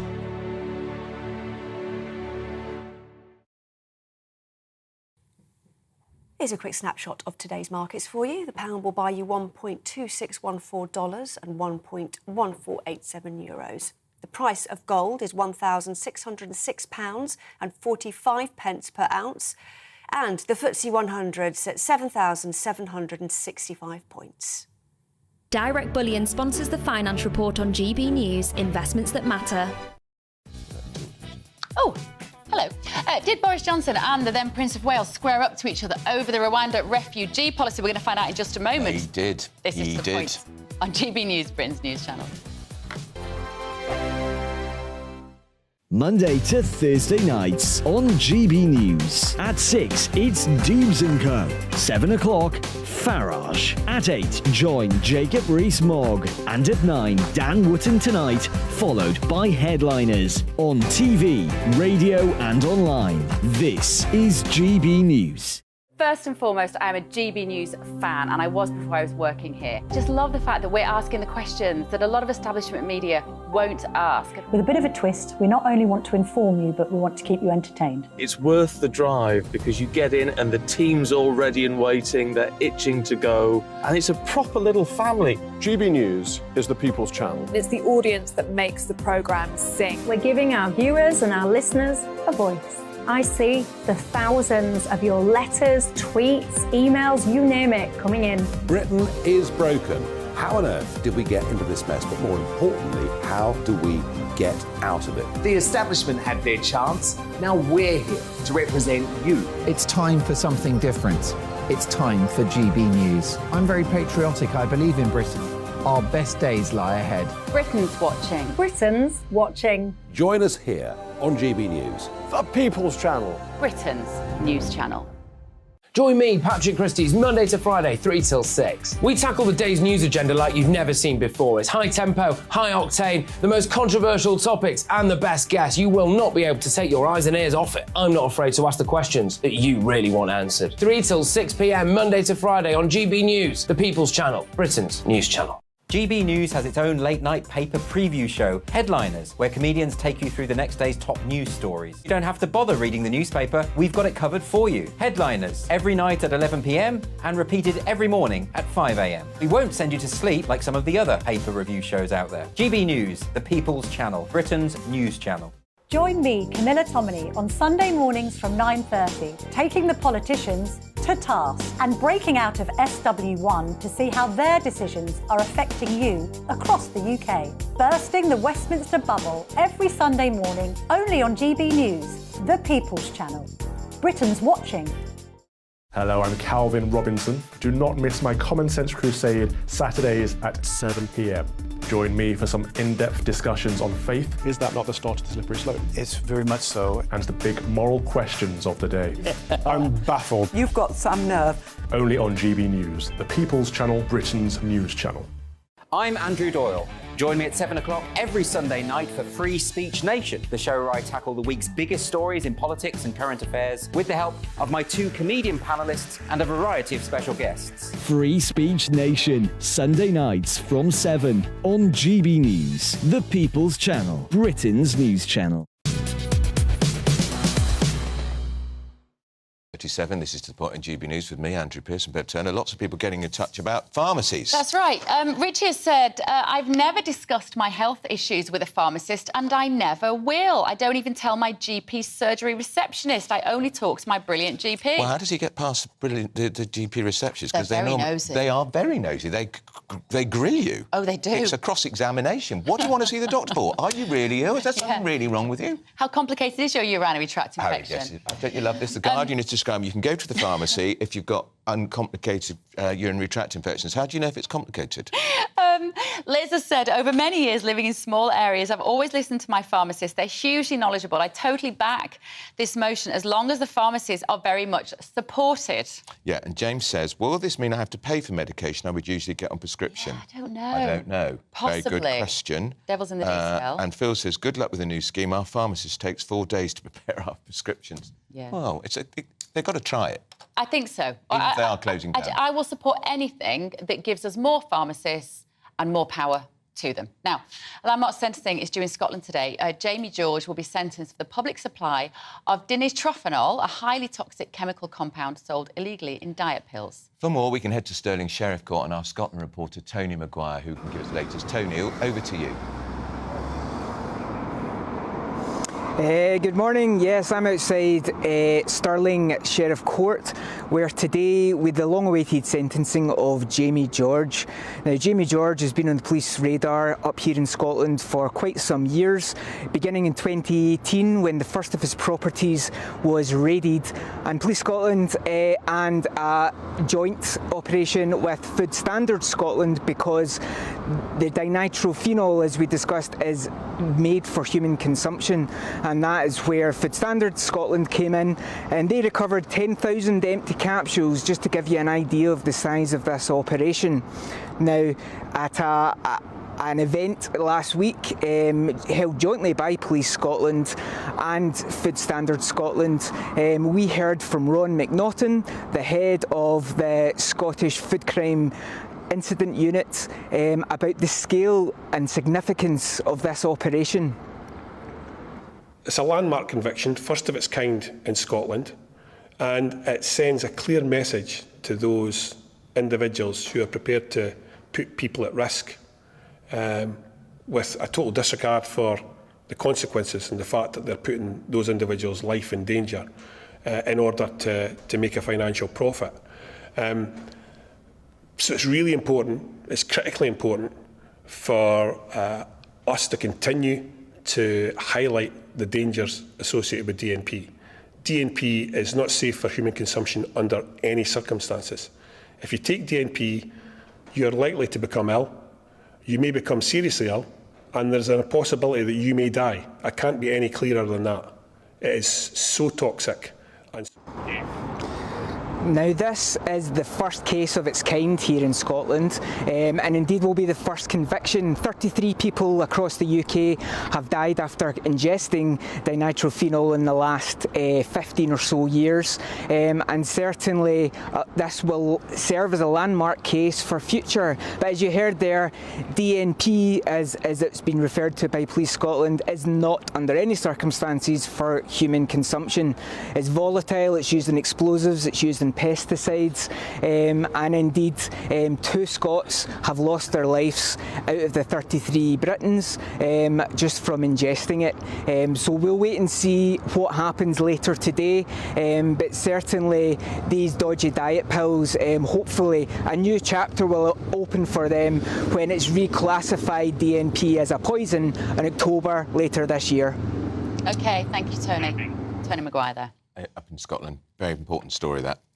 We're talking lots of stories now because we've got Fabulous in the studio with us. Here she is. Tony Buxton, Nigel Nelson, both here with us this morning. Morning, guys. Morning. Can we go to this pharmacy story first, Nigel? If on paper it looks like a very good news story. Our pharmacies are important. We need them. They should be used more to alleviate pressure within GPs. Is it going to make any difference, though? Well, I mean, the government is saying it could actually save 15 million GP appointments. So it does make a difference, given that you've got regularly 5 million people waiting a month for 2 weeks just to get to see a GP. So, yes, I think it could. It just depends on what it's for. Now, what they're talking about is sort of 7 minor illnesses. So it would be a sore throat, it'd be an earache. These are fairly easy things to prescribe for a urinary tract infection, provided, I think was your point, was it not simple? Complicated. Is it complicated? Who knows? And obviously, if there is a complication, you get sent to your GP on the basis of it. But it would actually clear GP surgeries a bit and make it a bit better. One thing we're not clear about, I don't know if many of you have read this, Tonya, is and people have raised that in emails to us this morning. You go to your GP, you get a prescription, you might not pay for your prescription if you're a certain age. What happens if you go to a pharmacy? They're going to say that's £9. No, they would be free. No, it would be a prescription. I mean, the whole point of the system is you'll be given a prescription in the same way you would at your GP. So the GP, so the pharmacist will issue the prescription. Yeah. Right. You see, at the moment, there are some pharmacists who are qualified to prescribe and some who aren't, Tonya. So are we going to suddenly give those existing pharmacists powers that they aren't qualified to have? Exactly. And also, I don't know about you, I don't want to be standing in a busy pharmacy discussing my urinary tract or anything else, actually, that's private to me. I mean, that's the other thing. Most people are very, very uncomfortable doing that in front of other people. So, you know, I don't know how much that will work. You said earlier that it's not even happening till the winter. The winter. So that's I mean, 6 months away. It's 6 months away when we need things now. The government have been kind of not helping pharmacies for a very long time. We have had so many closures. So now what are we going to have? Queues outside pharmacies instead of queues outside GPs? Yeah. It's just a big sticking plaster. And what needs to be done, and Rishi knows this, he needs to fix the NHS, starting with the doctors' surgeries, going into hospitals, sacking all these middle people that don't work on the ground, face-to-face, in medicine, all the kind of managers that they have, taking that money and putting it to good use. He's just sticking a plaster on something to kind of buff it along the road, kick it down the road, and not actually doing anything. It takes 7 years. It does, but we could try and get GPs to stay in this country. Yeah. We could give incentives. If not incentives, one of the things I think is that if you've trained in this country to become a doctor, then you have to stay in this country for a set amount of time. Yeah, I agree with that. And practice as a doctor if we've paid for you. You can't just then hop off to Australia and get a better job. Yeah. I mean, that's very logical. It's a complete no-brainer. Why is that not being put in now? Yeah, and on the privacy issue, I mean, you wouldn't have to stand in a queue and say, I've got a urinary tract infection. How do you know? No, well, a lot of GPs have private areas, and part of the reason you would then ask to see a pharmacist. Yeah. You'd ask to see a pharmacist in a private room, and then you discuss your condition with them. Now, if they haven't got private rooms, part of the 625 million the government are talking about spending on this would help them to provide it. This is not perfect, but it's probably an improvement on the present situation. They've got to do something. That's what Why is it taking so long, Nigel? Well, I mean, the GPs have been talking about this for years, and so have pharmacists. Good question. Why has it taken so long? I think because we are now in such a crisis when it comes to seeing GPs, and there are so few of them to actually see patients, that now they've finally got around to saying we must do something and do it quickly. And the money, 645 million, they're also announcing extra money to try and improve telephone technology in GP surgeries. Yes, and the idea being that instead of waiting on the phone for 15 minutes. Yes. No, not just somebody to pick up the phone as opposed to telephone technology. There would be a bank of them there where you'd actually get through an awful lot quicker. That would be wonderful. That would change. That would be a game changer for so many people. Because then you can make that phone call and say, do you think I should come and see you, or should I see my GP? Have your pharmacist on the end of the phone as a first point of call as well. And you're going to get receptionists who apparently don't ask what's wrong with you. I don't buy that. You see, I can't help but think as well, this is a bit of what Rishi Sunak feels strongly about on a personal level. It's a bit like him making us do maths till 18 because he liked maths. And his mum was a pharmacist. His mum ran the farm. His mum ran her own farm. Indeed, he's an expert on pharmacy. What else is he interested in? He used to work in the pharmacy as a teenager, apparently. Yeah. Right, so moving on. Tonya, Coronation weekend. Yeah. One of the stories, actually, that didn't make it onto the front page is that it would have done if it had gone differently with the protesters. Yeah. And the fact that the anti-monarchists, Not My King protesters had their placards seized out the back of a van. They were arrested before they protested. What do you think? I think it's outrageous. I really do think it's outrageous because they had been communicating with the police throughout this time. They had made it very clear what they were going to do. They were not going to do anything illegal. They weren't doing what all these kind of environmental protesters are doing, constantly gluing themselves, causing destruction, causing problems. They stated very clearly that they were going to have their God-given right to protest. That's the whole point of being British, is that we have a right to protest. And the police swooped in, arrested, actually it's 8 of them, actually, and now they've released them without charge and now saying it was unfortunate. They haven't apologised. No. They're uncomfortable about it. Apparently some of the police were worried that they may have rape rape alarms. I think it was a different set of protesters. Yeah, not different set of protesters, which would spook the horses, which would be very difficult. But these were Republic protesters. Yes. They were never going to do exactly. that. They were protesting because they want a republic. Once they've checked their bags and seen that they're not there, why did they not... I mean, from what I gather, there are 40 or 50 police officers at this van taking all their placards and everything. They could have easily checked the bag, said, fine, there's nothing there, off you go. It's all a bit Minority Report to start arresting people before they've actually committed any kind of offence. I've dealt with Graham Smith, the leader of Republic, as you have as well. And he's a reasonable man. And I believe his version of events. They were going there to protest. My advice would be, please don't protest at a national celebration. But he has the right to say, no, that's what I want to do. And to be fair to the King, I don't think he'd want these people to have been arrested. No, I think that's absolutely right. I mean, he's experienced all his life. There's been a Republican movement, a small one, but a Republican movement. I'm sure he wouldn't have minded people in T-shirts and placards. But it's so sinister, though. That's the thing, isn't it? Because there's all these different views of how you deal with protesters. There are clearly protesters breaking the law who are being given cups of tea by the police. And sunblock. And sunblock and whatever. Ridiculous. And yet there was my type of protesting, which was anti-lockdown. They were, heavy-handed with us, especially on the first protest. I was really frightened. Changed my view of the police completely. And then the way that they dealt with these people. So we can't have the police having an opinion. It's either legal or it's not legal, and deal with it within the police. But that's the next stage, isn't it? What we have to establish is, did the police misinterpret this new Public Order Act that's brought in, or is the Act itself at fault? Or was it just heavy-handed police? That's what I mean, Was it an order on high, or was it... Exactly. So what we need to know now is quite who is responsible for what happened. I thought it was sinister the way that Suella Braverman pushed through the Public Order Bill very quickly, 24 hours before the Coronation.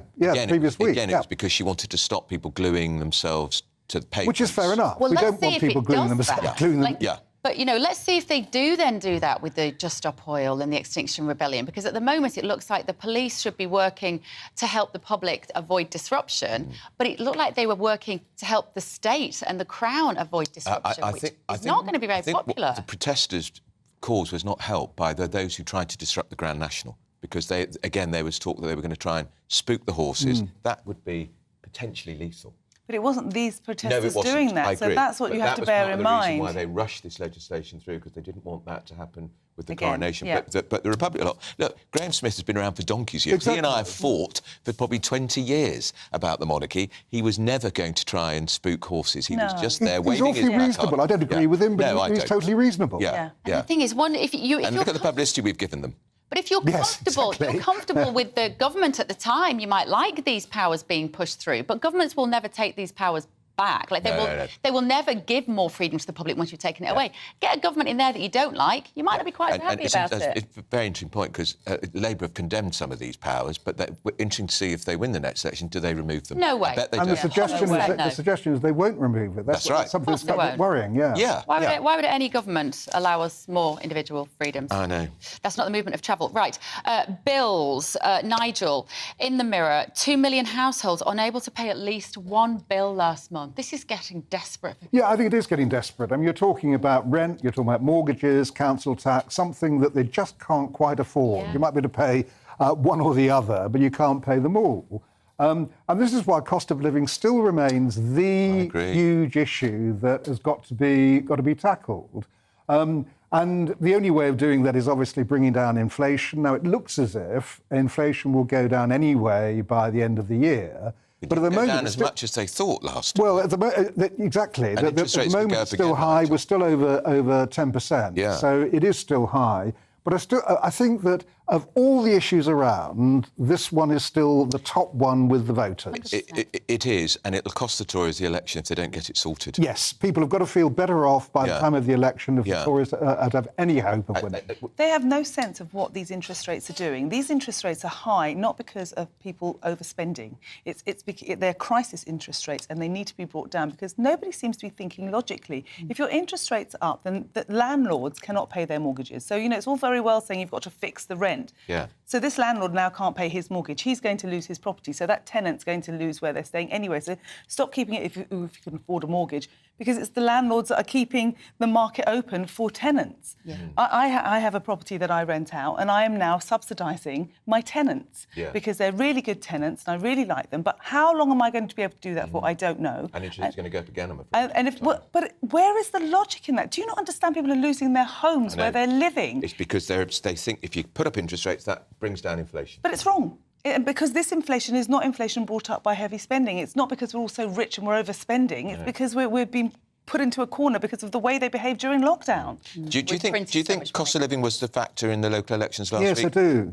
Because people don't often vote on local issues, Nigel, although I think the sewage was a big issue in some areas. Yes, I mean certain places were talking about local issues. So Plymouth, for instance, where all their trees were cut down by the council leader. That became a major local issue. But you're right. I think they were booted out as a result. Yes, that's right. And I think that a lot of the anger against the Tories was over things like the cost of living, those sort of national issues, also the chaos of last year. And I think that played a part. You got the feeling that you want the government to get all these various things sorted out, and the government, up until now, has proved themselves incapable of doing so.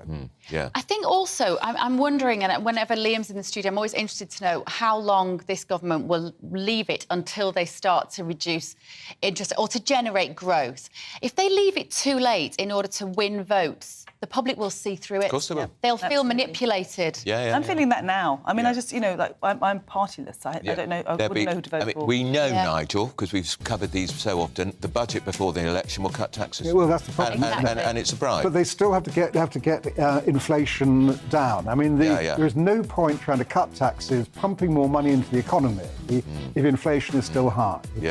We all want lower taxes, but you've got to actually do it at the right time. And we shouldn't forget it's the highest tax burden since the Second World War under a Conservative government. Exactly, Right, thank you both. We're going to have more from you in the next hour. We're also going to have more on this government's plan to free up GP appointments. This is To The Point on GB News, Britain's news channel. Hello again, it's Aidan McGibbon here with your GB News weather update from the Met Office. Some warm, sunny spells out there for many of us, but also heavy showers and even some thunderstorms to take care to avoid. The thunderstorms most likely towards the southeast. And a weather front clearing for Tuesday morning will leave a legacy of some cloudier conditions for a time across East Anglia and the southeast, some more prolonged spells of rain, but otherwise it's a day of sunny spells and showers. The best of any sunny spells will be across western Scotland, parts of northwest England, West Wales, for example, and these areas may not see a shower at all, but elsewhere there is that risk of heavy downpours, more prolonged spells of rain in the south and southeast, and even some thunder and hail mixed in. But away from the showers, it will feel warm, mid to high teens generally, perhaps 20 or 21 Celsius in a few spots. The rain or showers slow to clear across the southeast during the evening, but eventually they will before the next system, an area of low pressure approaching the northwest, pushes in some cloud and some showery rain by the end of the night. Of course, it's going to be a mild night in the west where we've got the cloud thickening, but across the east and northeast, mid-single figures more likely. A bright start in the east, however, first thing on Wednesday, sunny spells, but further west we've got the cloud, we've got the showery rain from the wood go, and then showers break out widely across the UK again on Wednesday afternoon. Again, some heavy downpours, some rumbles of thunder out there, particularly towards the east, and temperatures away from the showers a little down compared with Tuesday, 15 to 19 Celsius. Then into Wednesday evening, the showers rumble on for a time before eventually easing. Still a lot of cloud across the UK and some more prolonged rain at times, particularly towards western coasts. But otherwise, by the end of the night, it looks drier before showers get going once again in the south and the east on Thursday, much drier and brighter on Friday and into the start of the weekend. It's all about family, being in people's living rooms, all the interaction and getting to know who our viewers and listeners are. When I was young, my dad used to say, Nana, stop arguing. I wanted an outlet that would enable me to give my opinion.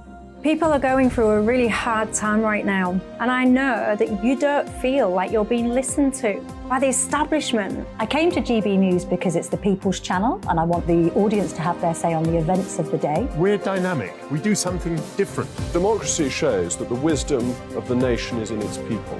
I get to travel to find out what the story is from a personal perspective. The British people aren't fools. We know when we're not being told the full story. We've got to work out how Britain moves forward from this.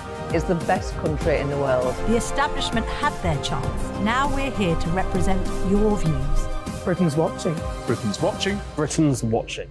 We're proud to be GB News. The People's Channel. Britain's news channel. So Dubes and Co, we tackle the issues of the day with real robust debate, both sides of the fence, battling it out with me in the middle with my forthright opinions and views. And often really interesting things happen because you start with a position and then by the end of the debate you find actually, well, I might not have thought about that one. What we need in this country is 2 new political parties. You should maybe think about doing a 2024 calendar. I'm Michelle Dewberry and I'm keeping you company right through until 7 o'clock this evening. GB News, the People's Channel, Britain's watching. Start the day with GB News.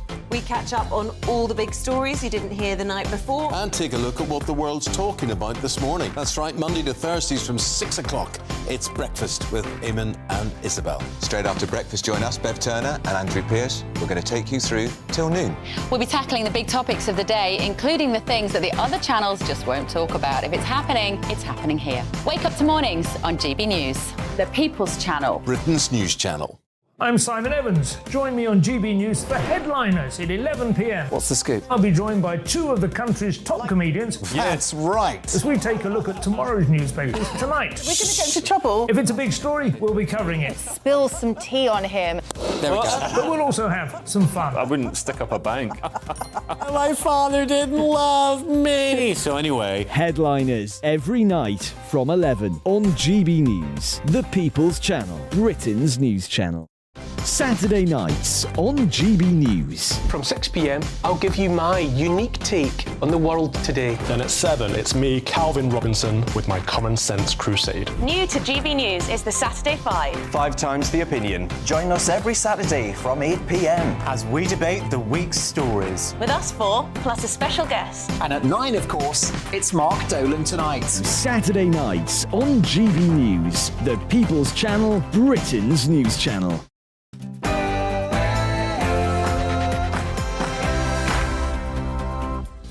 It's 11 o'clock on Tuesday, the 9th of May. Good morning. This is To The Point on GB News with Bev Turner and Andrew Pearce.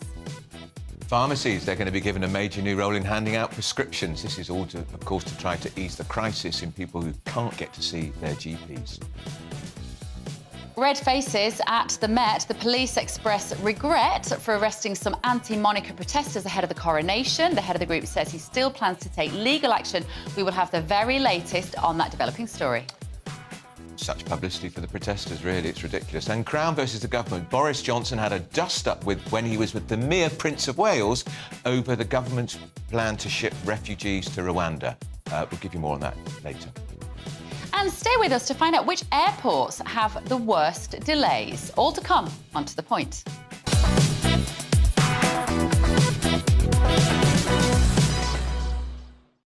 As ever, we want to know what you think on those stories. Don't forget to email us, gbviews@gbnews.uk. But first, let's get the headlines with Tamsin Roberts.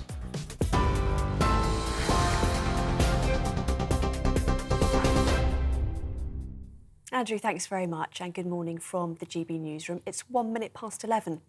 Pharmacists will be able to give prescription medicine without a GP sign-off in the latest government plans to ease the pressure on doctors. Under the measures, patients will be able to get treatments for 7 common conditions, including a sore throat and earache. That's without seeing a doctor. It's hoped the new guidelines, which will come into place this winter, will free up to 15 million slots at surgeries over the next 2 years. The Public Health Minister, Neil O'Brien, told GB News the move is a step in the right direction. There are more pharmacies than there were when we came to office, and this investment that we're making today of another 645 million is exactly responding to those pressures, and it's responding to something that a lot of pharmacists have said to me, which is that they want to do more. They want to do more proper clinical work and advanced services, and by making this big investment today, we're going to enable just that, and so that will take some of the pressure off pharmacies as well as taking the pressure off GPs. But NHS GP Anita Raja told us she's sceptical of the new plans. You know, and I know that at the moment there are so many, hundreds of pharmacies have already closed down. I mean, by the time this is going to be implemented, we may not have a pharmacy near us. So everybody's under a lot of pressure. So we need to really, really, really work towards capacity, retrain, recruit, and value your healthcare staff. The Met Police says it regrets arresting 6 anti-monarchy protesters ahead of the coronation. The force confirmed the individuals face no further action after being stopped on Saturday under the new Public Order Act. One of those detained included the leader of the group Republic, who says he has since received an apology. Scotland Yard says 52 of the 64 arrests made during the coronation relate to individuals they believed were going to disrupt the event. Former Pakistan Prime Minister has reportedly been arrested in Islamabad.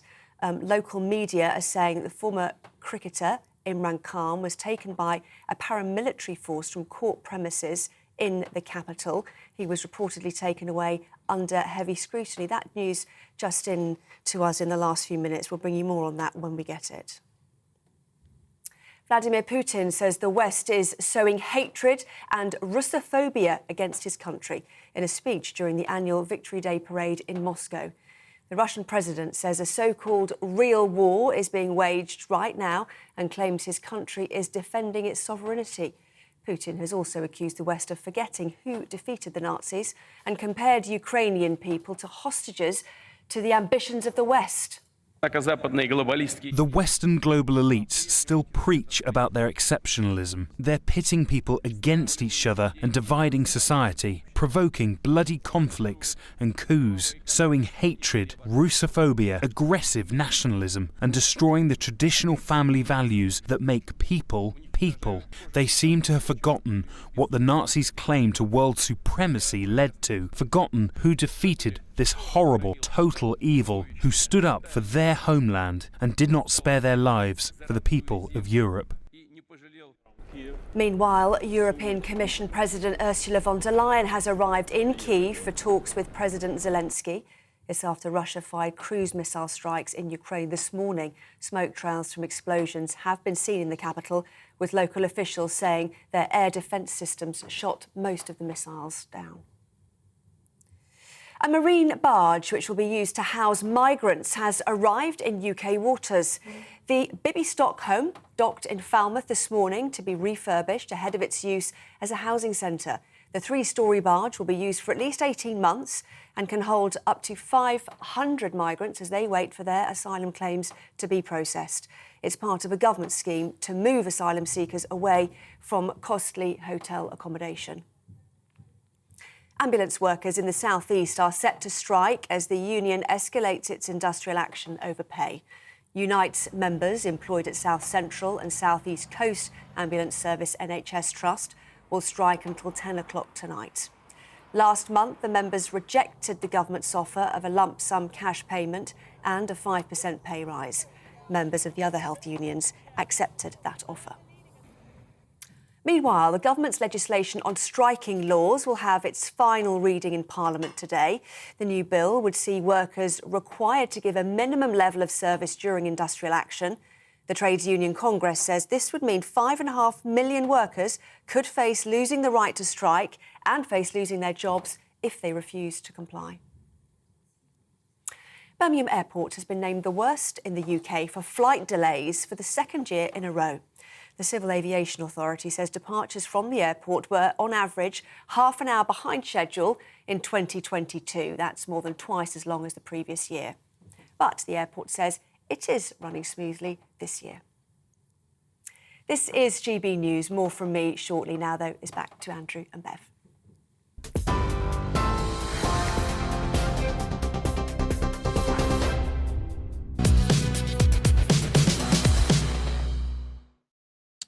Well, we're talking pharmacies. The Prime Minister is launching this new scheme. Millions of patients in England will be able to get prescriptions for 7 common conditions, including sore throat, sinusitis, from your pharmacy. It's because, of course, you can't get an appointment at the doctor's surgery.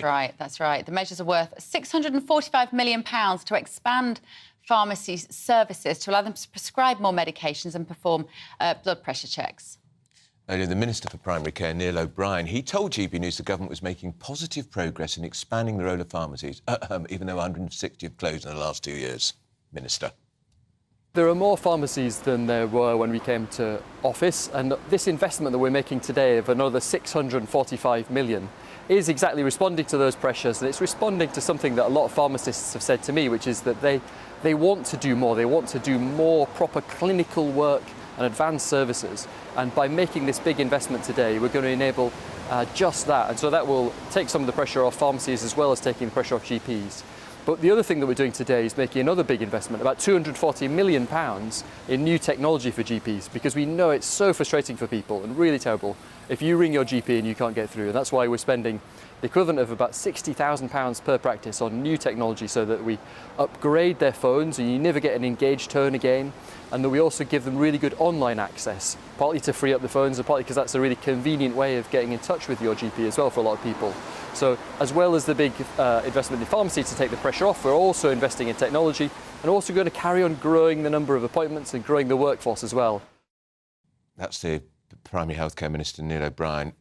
Engaged tones, it's getting somebody to answer the phone. Isn't that the real problem? Do you know what I was thinking when he said... Or you're 48 in the queue, you're told? We'll update the phone service, you don't get the engaged tone. I'm guessing that means you just get put on hold instead. You are 48 in the queue. Not investing in people, that's what it means. We will tell you where you are in the queue, 48. Well, joining us with the latest on this is GB News' political reporter, Olivia Utley. Good morning, Olivia. The detail of this is still kind of emerging and how it's going to work. We started the morning being quite celebratory. We've become a little bit more sceptical as the morning's gone on. Are there any other naysayers? Yes, we are hearing a bit of pushback from MPs across the House and from certain health groups who were worried that some of the people who were going to their pharmacists to get medication instead of their GPs will end up just being sent back to the back of the GP queue when, for whatever reason, the antibiotics which they've received from their pharmacist simply don't work. The other issue, and we're hearing this loud and clear from the Mail, is that over the last 7 or 8 years, thousands of pharmacies have had to close. 700 pharmacies have had to close in the UK because of government underfunding and because of rising energy prices and because of a rise in the wholesale cost of medicine. So unless those pharmacies are replaced and rejuvenated, then it's going to be really, really hard to up the level of care that pharmacies are offering. At the same time, and this is a concern that we've been hearing from doctors this morning, there have been issues over the last 10 years with antibiotic resistance building in the UK, and GPs are supposed to be the guardians of antibiotics, as it were, and there is a danger that pharmacists could end up over-prescribing antibiotics. They'll be massively understaffed, too many people coming to them, just won't have the people on the ground to be able to prescribe carefully, and so we could see a rise in antibiotic resistance in the future. So this could be Rishi Sunak building a bit of a rod for his own back. And it's interesting you talk about the numbers that have closed down, Olivia. Community pharmacies are the ones that have been closing because of the financial pressure. If you're Boots, you've got all sorts of, got much more financial heft behind you. But the Prime Minister, of course, knows all about pharmacies because his mother ran one and he worked in it as a teenager. Well, absolutely, and he's been in Southampton today talking about this new plan, but there have been questions about why someone with his background, he's talked proudly about working in the pharmacy with his mother, organising prescriptions when he was a teenager, seems to have turned a bit of a blind eye to the fact that these 700 community pharmacies have been closing over the last 7 years. They are under enormous financial pressure. Imagine, we've seen shops closing on the high street over the past 10, 20 years because of rising costs of energy, rising wholesale price, etc. And in the community pharmacy sector, which is dependent on government funding as well, that problem is much, much worse. So many people are saying, well, unless Rishi Sunak properly invests in community pharmacies, then simply expanding the number of people who are visiting those pharmacies will create a supply and demand catastrophe. All right, that's Olivia Utley, our political correspondent in Downing Street. Thanks for joining us. It's nice to see the bunting still there. I know, I wonder how many days they'll leave the bunting up. Have they noticed? Still got all the flags out on my mum's road. Quite right too. Yeah. Flags. Look, it was a great coronation weekend for me. Didn't you enjoy it? I really enjoyed it. I drank way too much on Sunday, the street party. You're allowed. Midday till midnight. That caught up on me yesterday, let me tell you. It is a long time to be drinking. It's a great excuse for a party. Did you drink lots of water? Not enough. OK. OK, for more on this, not my hangover. We can ask we can ask about that. I nearly needed the pharmacy yesterday, I can tell you that. But for more on the pharmacist and also a bit of reflection on last week's local elections, we're going to be joined by the political editor of HuffPost now, Kevin Schofield. How was your weekend, Kevin? We spoke to you in the run-up to the coronation. Did you enjoy it? Yeah, it was good. Yeah, we had a street party here on Sunday, which was great fun. Got to meet a few neighbours that we hadn't spoken to before. The kids had a great time playing out in the street for a change without having to dodge the traffic. So, yeah, and it was good, really good fun. Yeah, it felt like a weekend of bringing families together, didn't it? Like Bev Turner, did you drink for 12 hours, Kevin, or were you more moderate and reasonable? I've got to admire Bev's stamina. I couldn't drink for 12 hours, I have to say. I had a little bit. Neither could I, it turns out. But a bit more sensible. Right. but that's one of the great joys, though, isn't it, of the coronation and royal events like that, Kevin, that communities are brought together. There was I saw a street party on Sunday, and it was very nice. And you talk to people you've never even spoken to before. Yeah, exactly. Yeah, I mean, it's sad, really, you know, but I've been living in this street for 7 or 8 years, and there were still neighbours that we hadn't met before, so it was great. We got to chat to them, found out about their backgrounds, how long they've lived in the street, and it means that going forward, obviously, it means that you'll be able to say hello and you know a bit more about them and be a bit more friendly towards them, and there's talk of us doing it again next year, which is great. Good idea. Regular thing. Good. Well, talking of local communities, we had the elections last week, the local elections. How significant are they, Kevin, in the run-up to an election? Can we read much into the results last week? It's a bit of a mixed picture. I mean, I think you can. I mean, it definitely wasn't great for the Conservatives, to put it mildly, you know, losing over 1,000 seats. Even they privately weren't expecting it to be as bad as that. That doesn't automatically mean, though, that the general election is already gone and that Labour are bound to win. I think it's just an indication of how much work Rishi Sunak still needs to do to try and turn things around in the next 18 months. We expect the election probably to be towards the back end of next year. I think it showed as well that the public, you know, they aren't convinced by Labour. It was a good night for Labour. They won over 500 seats, but, you know, I think the jury is still out on whether people are convinced that they want Keir Starmer to be Prime Minister. It was a good night for the Lib Dems and the Greens as well. So I think if I was a Conservative, what would worry me most was the strength of the anti-Conservative vote as opposed to the pro-Labour vote. I think the voters are getting a little bit sick and tired maybe of the Conservatives being in power and are looking at ways to maybe vote tactically to try and get them out. I can't find, Kevin, and I've looked, maybe you can help me here. What was the turnout overall in England for these local elections? Because traditionally, of course, local council elections, it's poor, below 40%, sometimes in the low 30s. Do you know what the turnout was? Yeah, I think you're right. I think it was around about 30%. I mean, obviously, in some parts of the country, it would have been in the 20s. So, obviously, you have to take that into consideration as well. Come the general election, it's probably going to be at least 60%. But, you know, the really clever guys, the number crunchers, people like Professor John Curtis, one or two others, they got together, crunched the numbers and came up with a nationwide figure, even though it was only England that was voting. And they estimate that Labour at the moment, based on the results last week, are about 8 or 9 points ahead of the Conservatives, which would be enough to make Labour the largest party in the next Parliament, but not an overall majority. So, as I say, the game is not up for the Conservatives, but Rishi Sunak has definitely got an awful lot of work to do to try and turn things around before then. But in those figures, Kevin, there's no London. London didn't vote last week, and we know that there's a huge Labour majority in London. And in Scotland, Labour are going to do a lot better because of the implosion of the Scottish National Party via Nicola Sturgeon. Yeah, exactly. You're right. So things are looking more positive for Labour, certainly in Scotland. At the moment, they've only got one MP up there. Probably at the moment, on a good night, they're looking at maybe 20, maybe even 25. So that would obviously make a big difference. It would mean they wouldn't have to win as many seats in England. And you're right about London. Wales as well, generally, is quite strong Labour. So, yeah, things are looking pretty positive for Keir Starmer. But as I say, it's by no means a done deal. I think everything's still to play for. But I think at the moment we're probably in hung parliament territory, or perhaps a small Labour majority. But yeah, still a long way to go. Still, at least I think probably about another 18 months to the next election. All right, that's Kevin Schofield from the HuffPost. You have to remember as well, Bev, in 2017, Theresa May had stunning local election results. Stunning. They were so good, she decided to go to the country for a general election, and 2 months later, she sacrificed the Tories' hard-fought majority, which David Cameron had won. Really? That's how quickly it can change. Because the campaign was about 6 or 7 weeks, and she was appalling. Oh. It was the worst campaign I've ever seen, covered, ever. And Jeremy Corbyn, in those days... People remember singing "Oh, Jeremy Corbyn" at the Glastonbury Festival. Yeah, he was a hero, wasn't he? He was a hero. People hadn't quite worked out what a lethal threat he was to the country, in my view. A few more of your views here. Thomas said, in my opinion, we need to educate the population about self-care initially. This is about pharmacists getting greater powers. Why not spend money teaching children in secondary schools about rashes, how to manage gastroenteritis, fevers, etc.?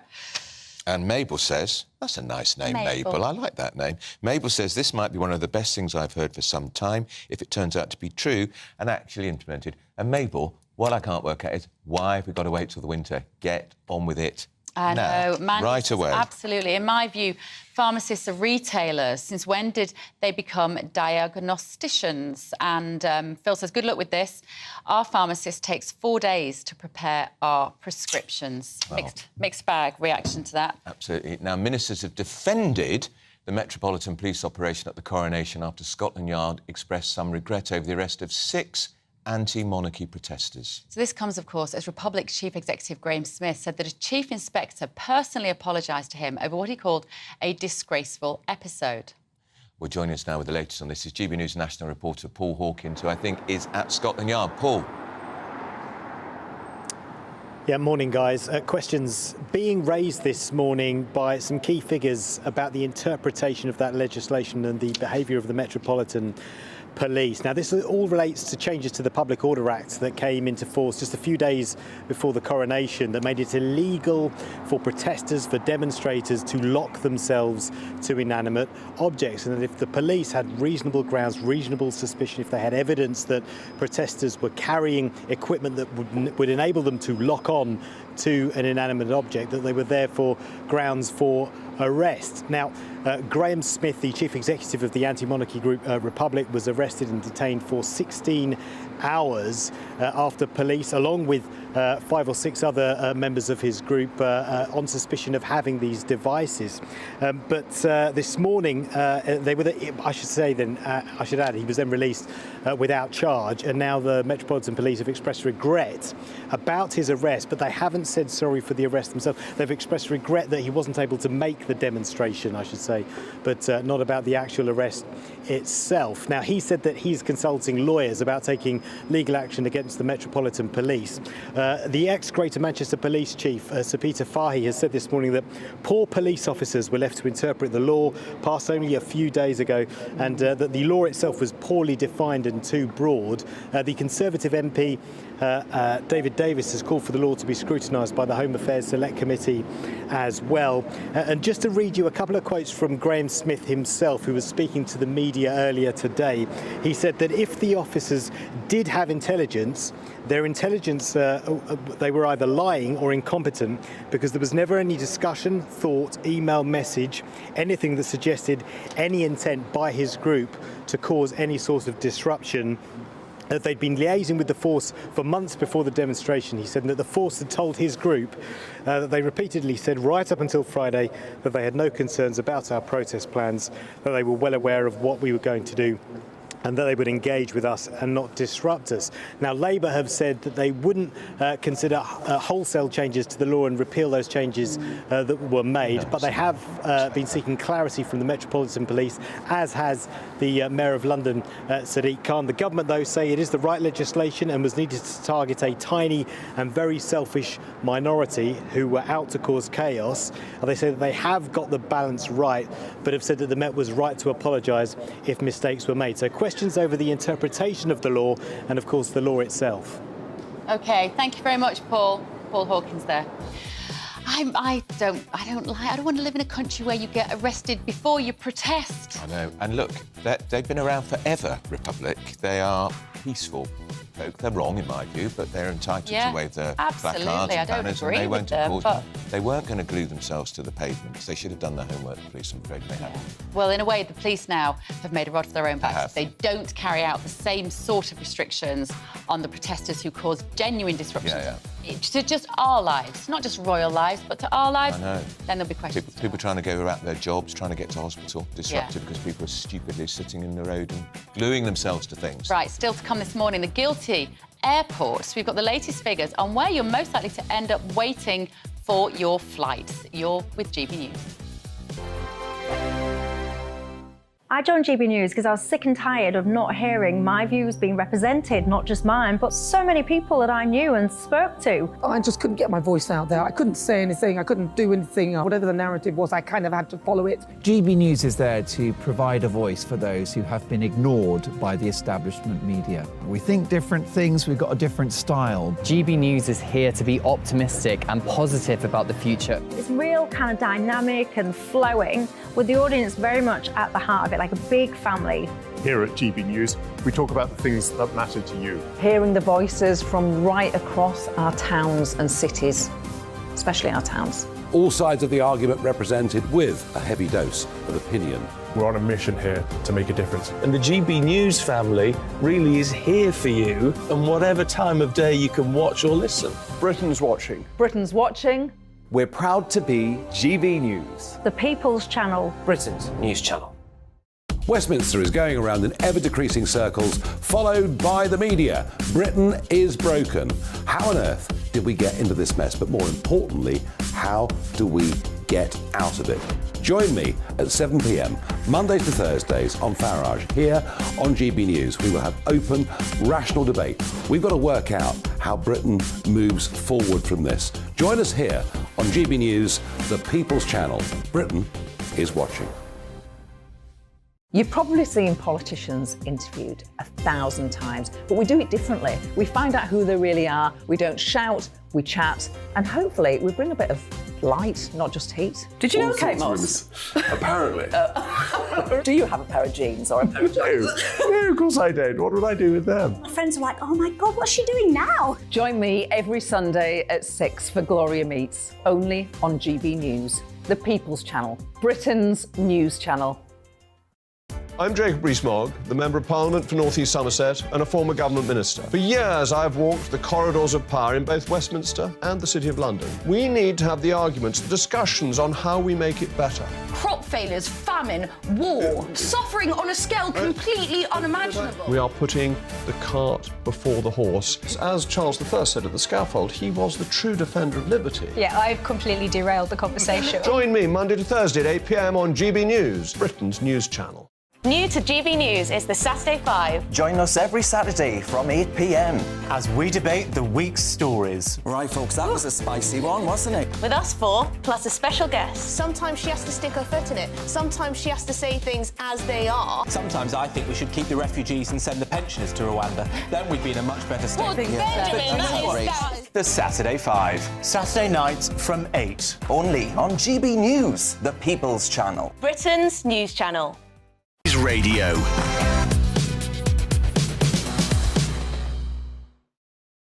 It's 11:26. You're with Andrew Pearson, Bev Turner on GB News. This is To The Point. So some travel news this morning ahead of the summer holidays. The Civic Aviation Authority has revealed the best and worst airports across the country for delays on flights. So get in touch with your worst offenders and travel horror stories, and let's see if the list matches up to what you tell us. Here are the top 4 culprits for delays. Interesting, the first one. Birmingham. Followed by... Manchester. Followed by... Doncaster, Sheffield.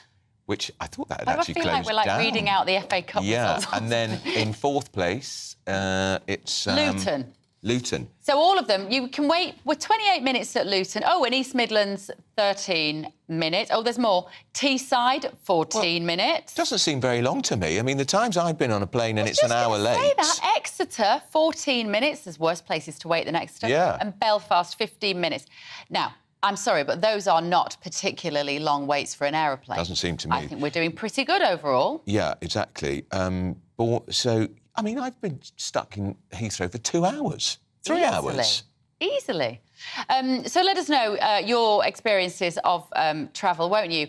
We're going to talk to Simon Calder. He knows everything about this now as well. He does know everything. The authority on travel. Simon, can I first of all ask you, where are you? It looks somewhere fairly exotic. I'm in Jerusalem, actually. Beverley flew out here on Wizz Air. It's a beautiful city, fantastic day, and of course a real heartland for humanity here. My flight was absolutely on time leaving, got in 15 minutes early, and indeed my last flight from Birmingham, which is top or bottom of the list of delayed flights, also left a little early, and that was fine. But of course, you say, well, frankly, who would really object to waiting 29 minutes? The thing is that actually reflects an offer of much longer delays, because most flights actually do get away either on time or within 15 minutes, which in the wacky old world of the airline business is counted as on time. But it does rather signify that it was a pretty awful summer last year. These are the figures for 2022. And I'll tell you what else it does. Really crucially, it only counts the flights that got away. And so one reason Gatwick and Heathrow look relatively good. I mean, Heathrow is slightly less than the average of 23 minutes.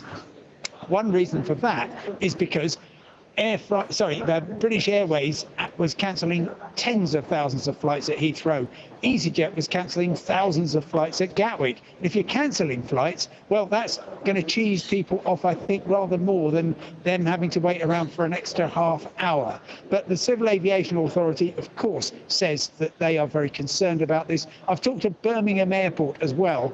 They say, we're really sorry, but we had a tough old summer last year. Like everybody, the aviation industry really struggled with the lifting COVID restrictions.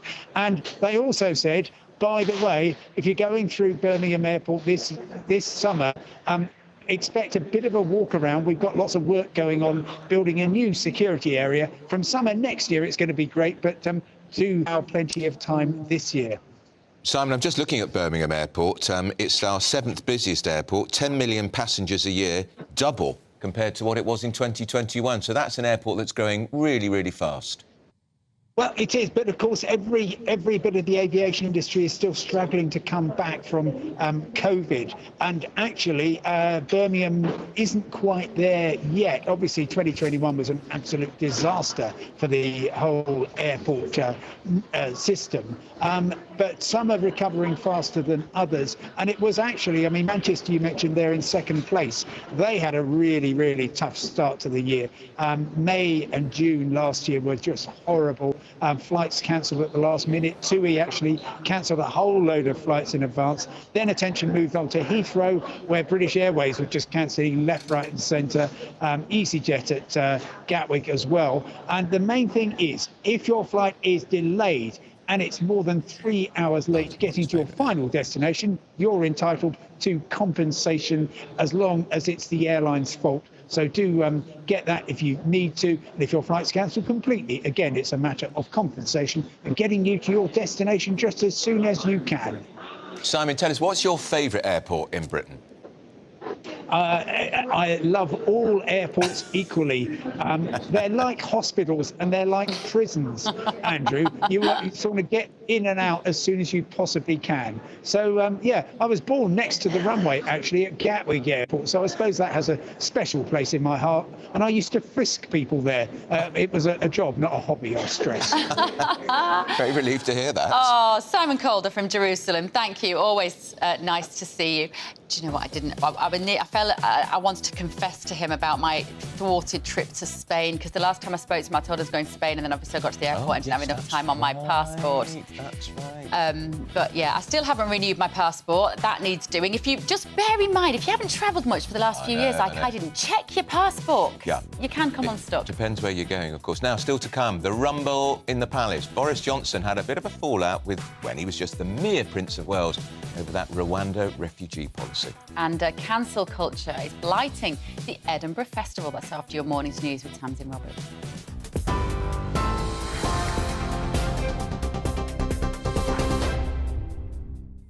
Bev, thank you. Here are the headlines at 11:32. Pharmacists will be able to give prescription medicine without a GP sign-off in the latest government plans to ease the pressure on doctors. Under the measures, patients will be able to get treatments for 7 common conditions, including a sore throat and earache, without seeing a doctor. It's hoped the new guidelines, which will come into place this winter, will free up to 15 million slots at surgeries over the next 2 years. The Met Police says it regrets arresting 6 anti-monarchy protesters ahead of the coronation. The force confirmed the individuals face no further action after being stopped on Saturday under the new Public Order Act. One of those detained included the leader of the group Republic, who says he has since received an apology from officers. A marine barge, which will be used to house migrants, has arrived in UK waters. The Bibby Stockholm docked in Falmouth this morning to be refurbished ahead of its use as a housing centre. The 3-storey barge will be used for at least 18 months and can hold up to 500 migrants as they wait for their asylum claims to be processed. It's part of a government scheme to move asylum seekers away from so-called costly hotel accommodation. Former Pakistan Prime Minister Imran Khan has reportedly been arrested in Islamabad. Local media say the former cricketer was taken by a paramilitary force from court premises in the capital, where he was taken away under heavy security. Earlier, when we reported this story, we played incorrect pictures, for which we apologise. Vladimir Putin says the West is sowing hatred and Russophobia against his country in a speech during the annual Victory Day parade in Moscow. The Russian president says a so-called real war is being waged and claims his country is defending its sovereignty. Putin has also accused the West of forgetting who defeated the Nazis and compared Ukrainian people to hostages to the ambitions of the West.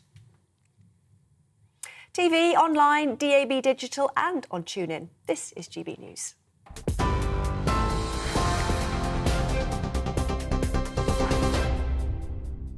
Direct Bullion sponsors the Finance Report on GB News for gold and silver investment.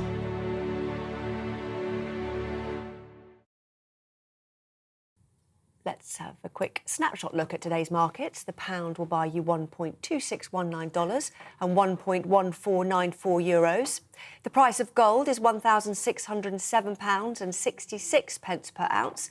And the FTSE 100's at 7,749 points. Direct Bullion sponsors the Finance Report on GB News for physical investment. This is To The Point on GB News, Britain's news channel. Do you call your father Dad, Pa, Father? Apparently it's an indication of your class. All to come on To The Point.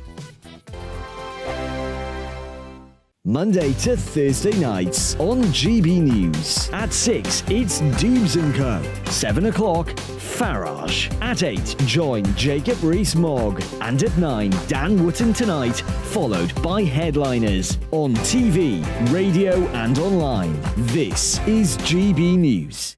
First and foremost, I am a GB News fan, and I was before I was working here. Just love the fact that we're asking the questions that a lot of establishment media won't ask. With a bit of a twist, we not only want to inform you, but we want to keep you entertained. It's worth the drive because you get in and the team's all ready and waiting, they're itching to go, and it's a proper little family. GB News is the people's channel. It's the audience that makes the programme sing. We're giving our viewers and our listeners a voice. I see the thousands of your letters, tweets, emails, you name it, coming in. Britain is broken.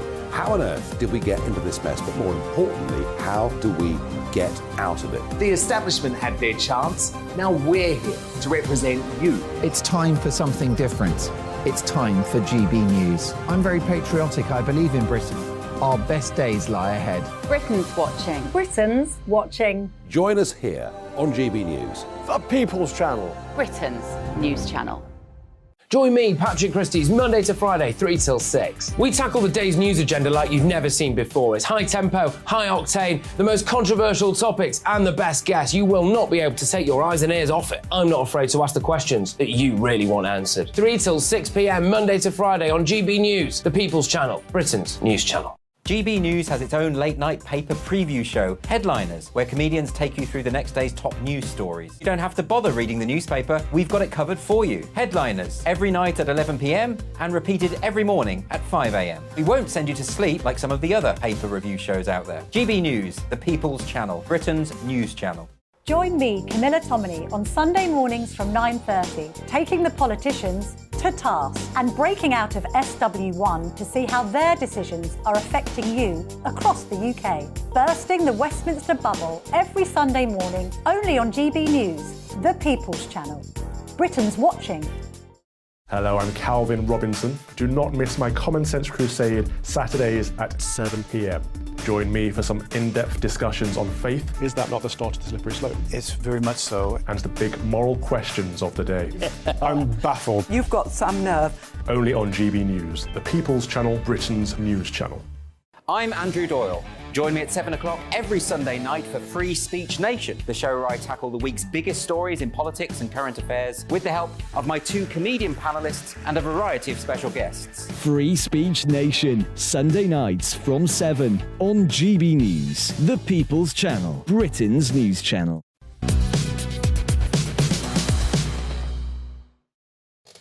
Good morning, it's 11:38. You're with To The Point on GB News. It certainly is. And we are looking at, Nigel's Our back with us, guests. Nigel Nelson. They're quite nice to look at Political least. commentator, Tonya Buxton. Yeah, always nice, particularly Tonya, if I may say so. Thank you very much. Please don't take it personally. We talked about GPs a lot. We're going to talk about something else, aren't Yeah, we? let's talk about it. Should we talk about the banks passing on these higher interest rates to savers? This, again, good news. We've been talking about interest rates being enormous. We're feeling it in our mortgages, but we're not seeing it in our savings, Nigel. And this is appalling, because the whole point of actually bringing down inflation is that you have higher mortgages, so higher base rate. At the moment, we're thinking that it'll turn out to be about 4.5% come Thursday when they put it up again. Yeah. The other idea, that's to take money out of the economy, so it brings inflation down. The other way of taking money out of the economy is that you encourage people to save. But the banks aren't doing this. So what they're offering is, where you've got these mortgage rates of 8%, if you want to put your money in a building society, you're only getting something like 3.7%.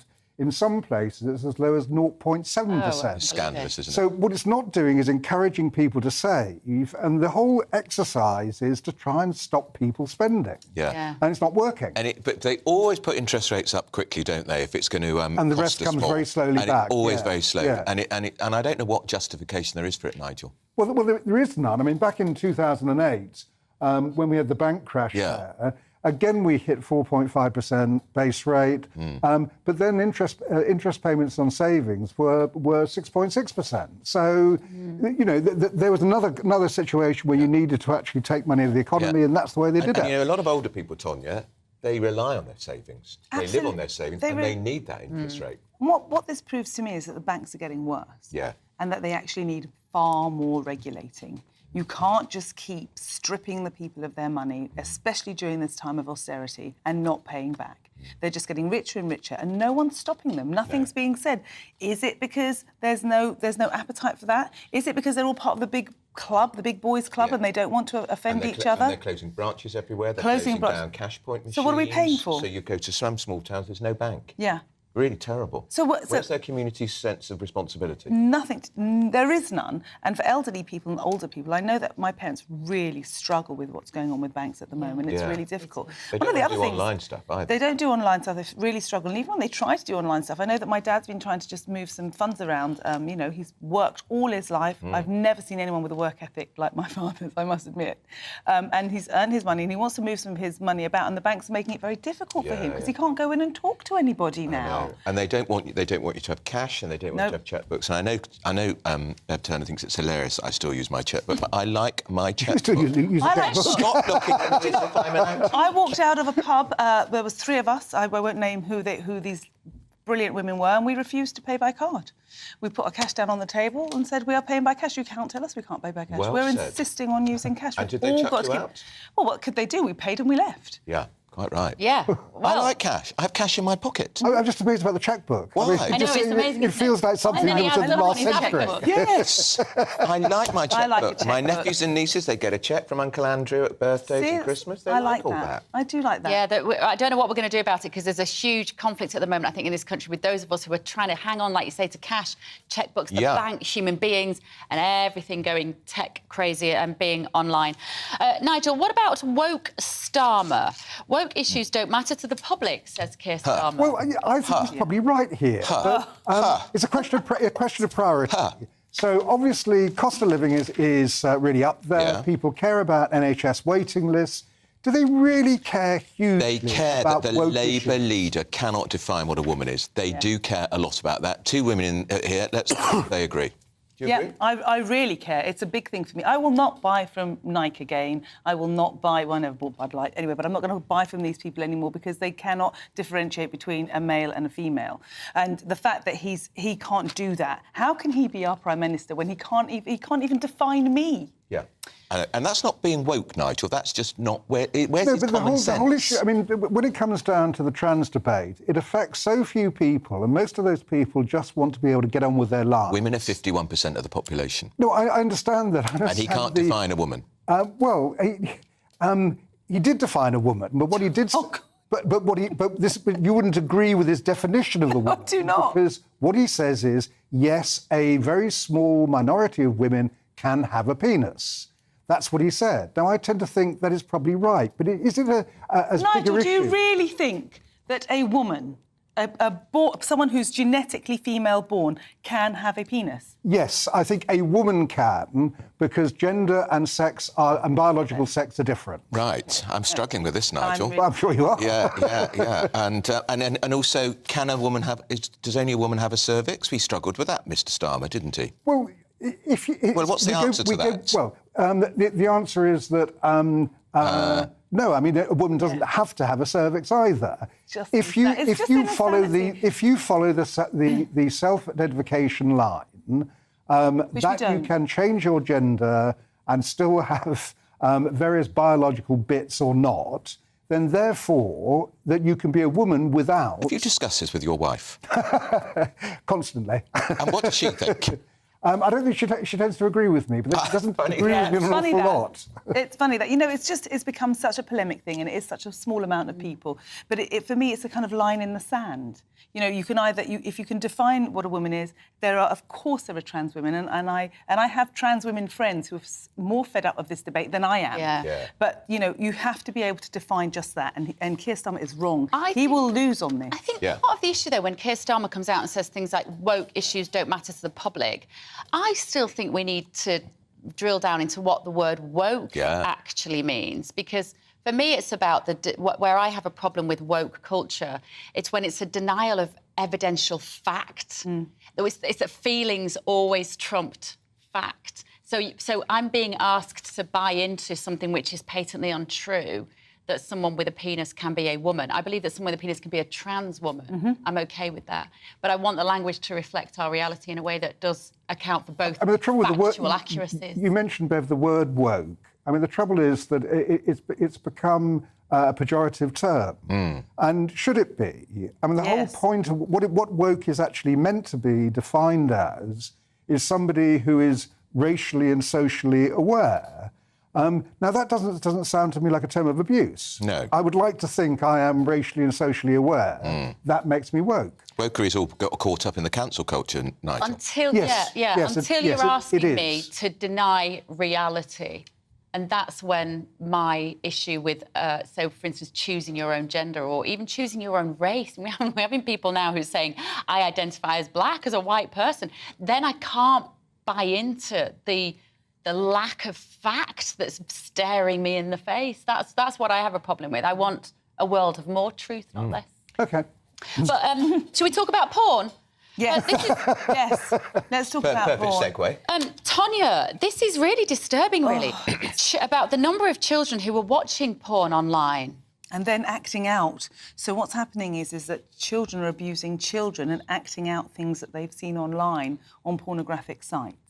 So what really worries me about this is 100% we have to do something about porn. There must be more regulations, but that should have its own law. It should not be part of the online safety bill, which I have real problems with, you know, getting rid of freedom of speech, certain things, you know, feelings are not facts and all of that. So sorry. Because we've got to cross to Southampton because the Prime Minister has been speaking to broadcasters about this big shake-up in pharmacies.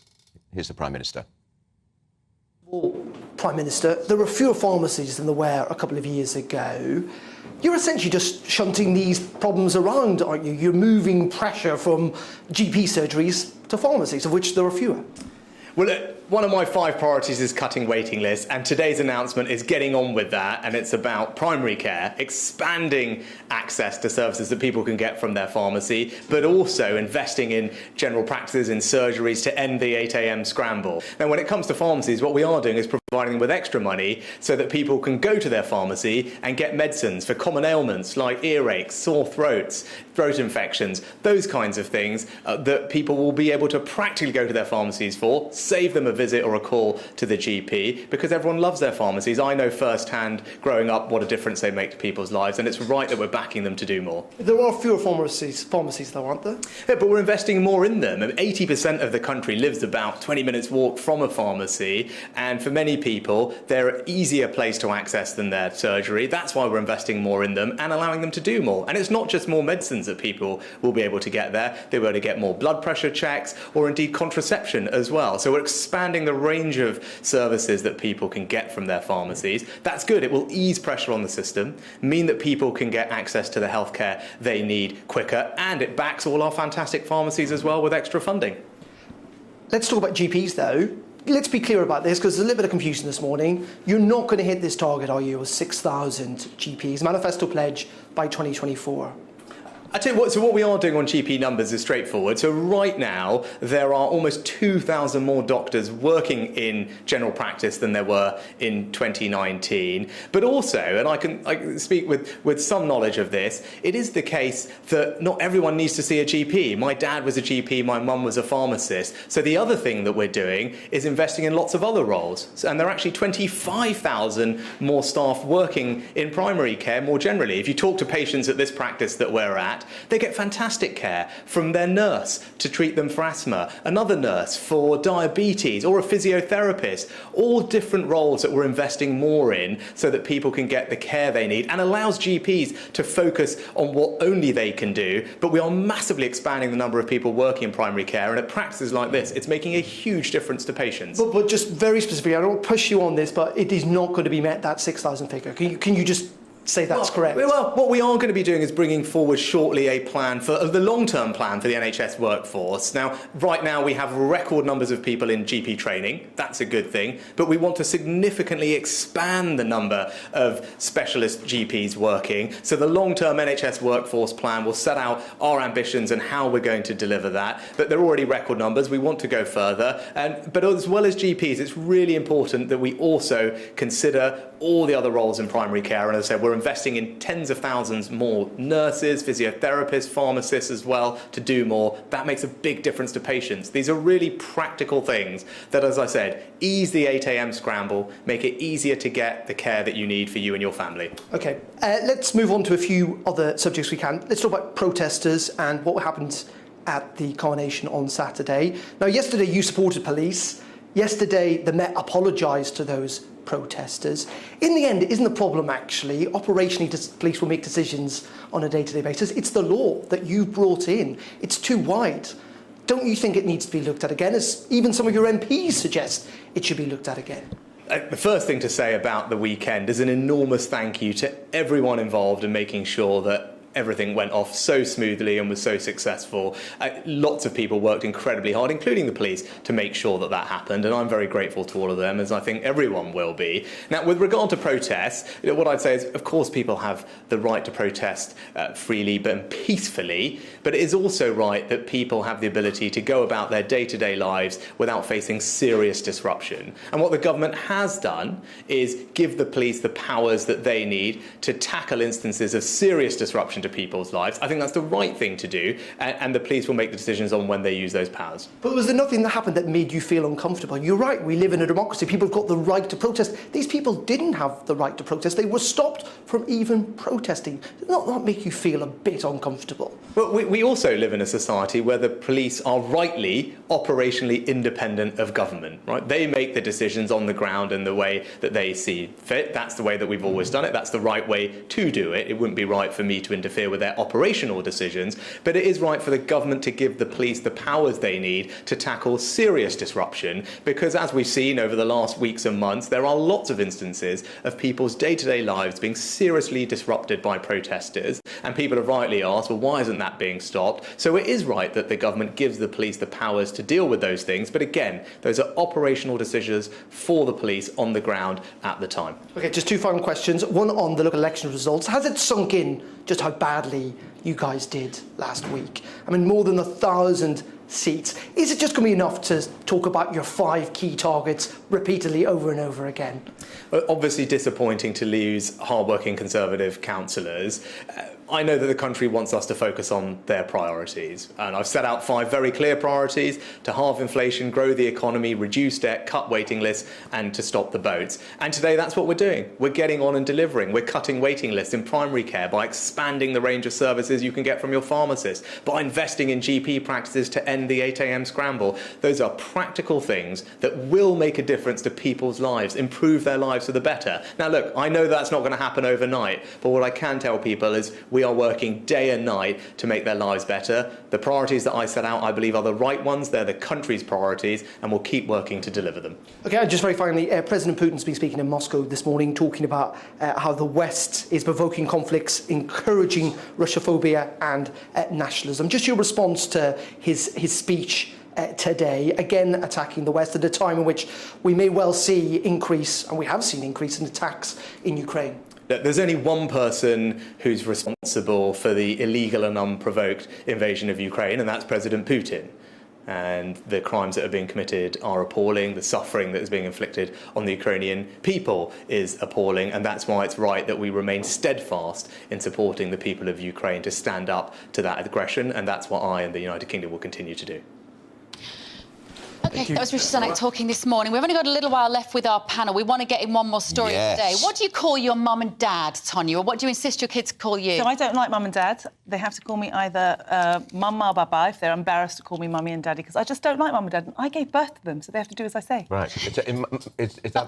So they can use the Greek version? They can use the Greek version because mummy might embarrass them, especially my son, so they can call me mumma. OK. Given that your children are late teens and early 20s, and you still make them call you, yes, I do. Call you mummy. Yes, they call me mummy dearest a lot of the time. That's a reference. Joan Crawford, I hear.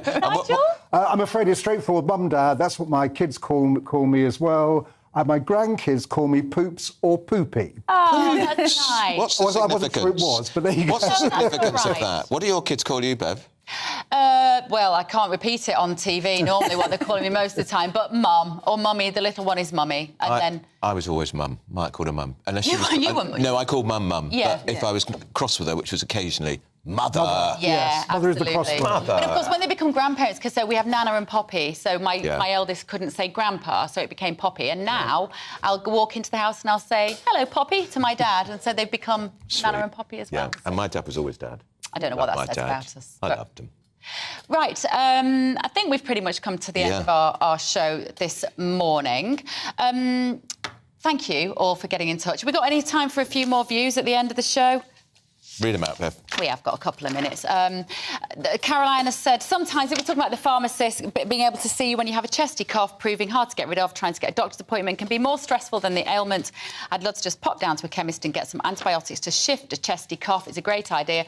Too much antibiotic use, though, Tonya, I think will come from this. I really do think so, because they'll just be signing it off without knowing. You know, it's an antibiotic. If you've got a viral infection, it's not going to work. People don't seem to understand that. They just want the pills. I know, and they will. I think think the NHS drugs bill is going to go through the roof? Well, yeah, well, what we'd hope is that pharmacists are careful about prescribing this. Yeah, There's no reason why so. they shouldn't be. Yeah, exactly. But they've got to do something, because you can't get into your GP at the moment, can you? No, not at all. Mine apparently don't work any afternoons. I tried to get an appointment with my GP. And my GP doesn't work on a Friday, Saturday or a Sunday. So don't get sick. Don't get on sick. Friday, Saturday or Sunday. That is it. Don't get sick. Yeah. I know. Yeah, well, funny you should say that. Look One after of our yourself. viewers said we need to be teaching more about preventative, making people healthy, teaching kids about being healthy. Try not to get sick in the first place. Sometimes a little bit easier said than done. Exactly. Well, that's it. All right, then. That's it from us. That's right. We've come to the end of our show. It has flown by. We will be back tomorrow morning at 9:30, of course. But coming up next is GB News Live with Mark Longhurst. This is To The Point with Andrew and Bev, and we will see you in the morning. See you then.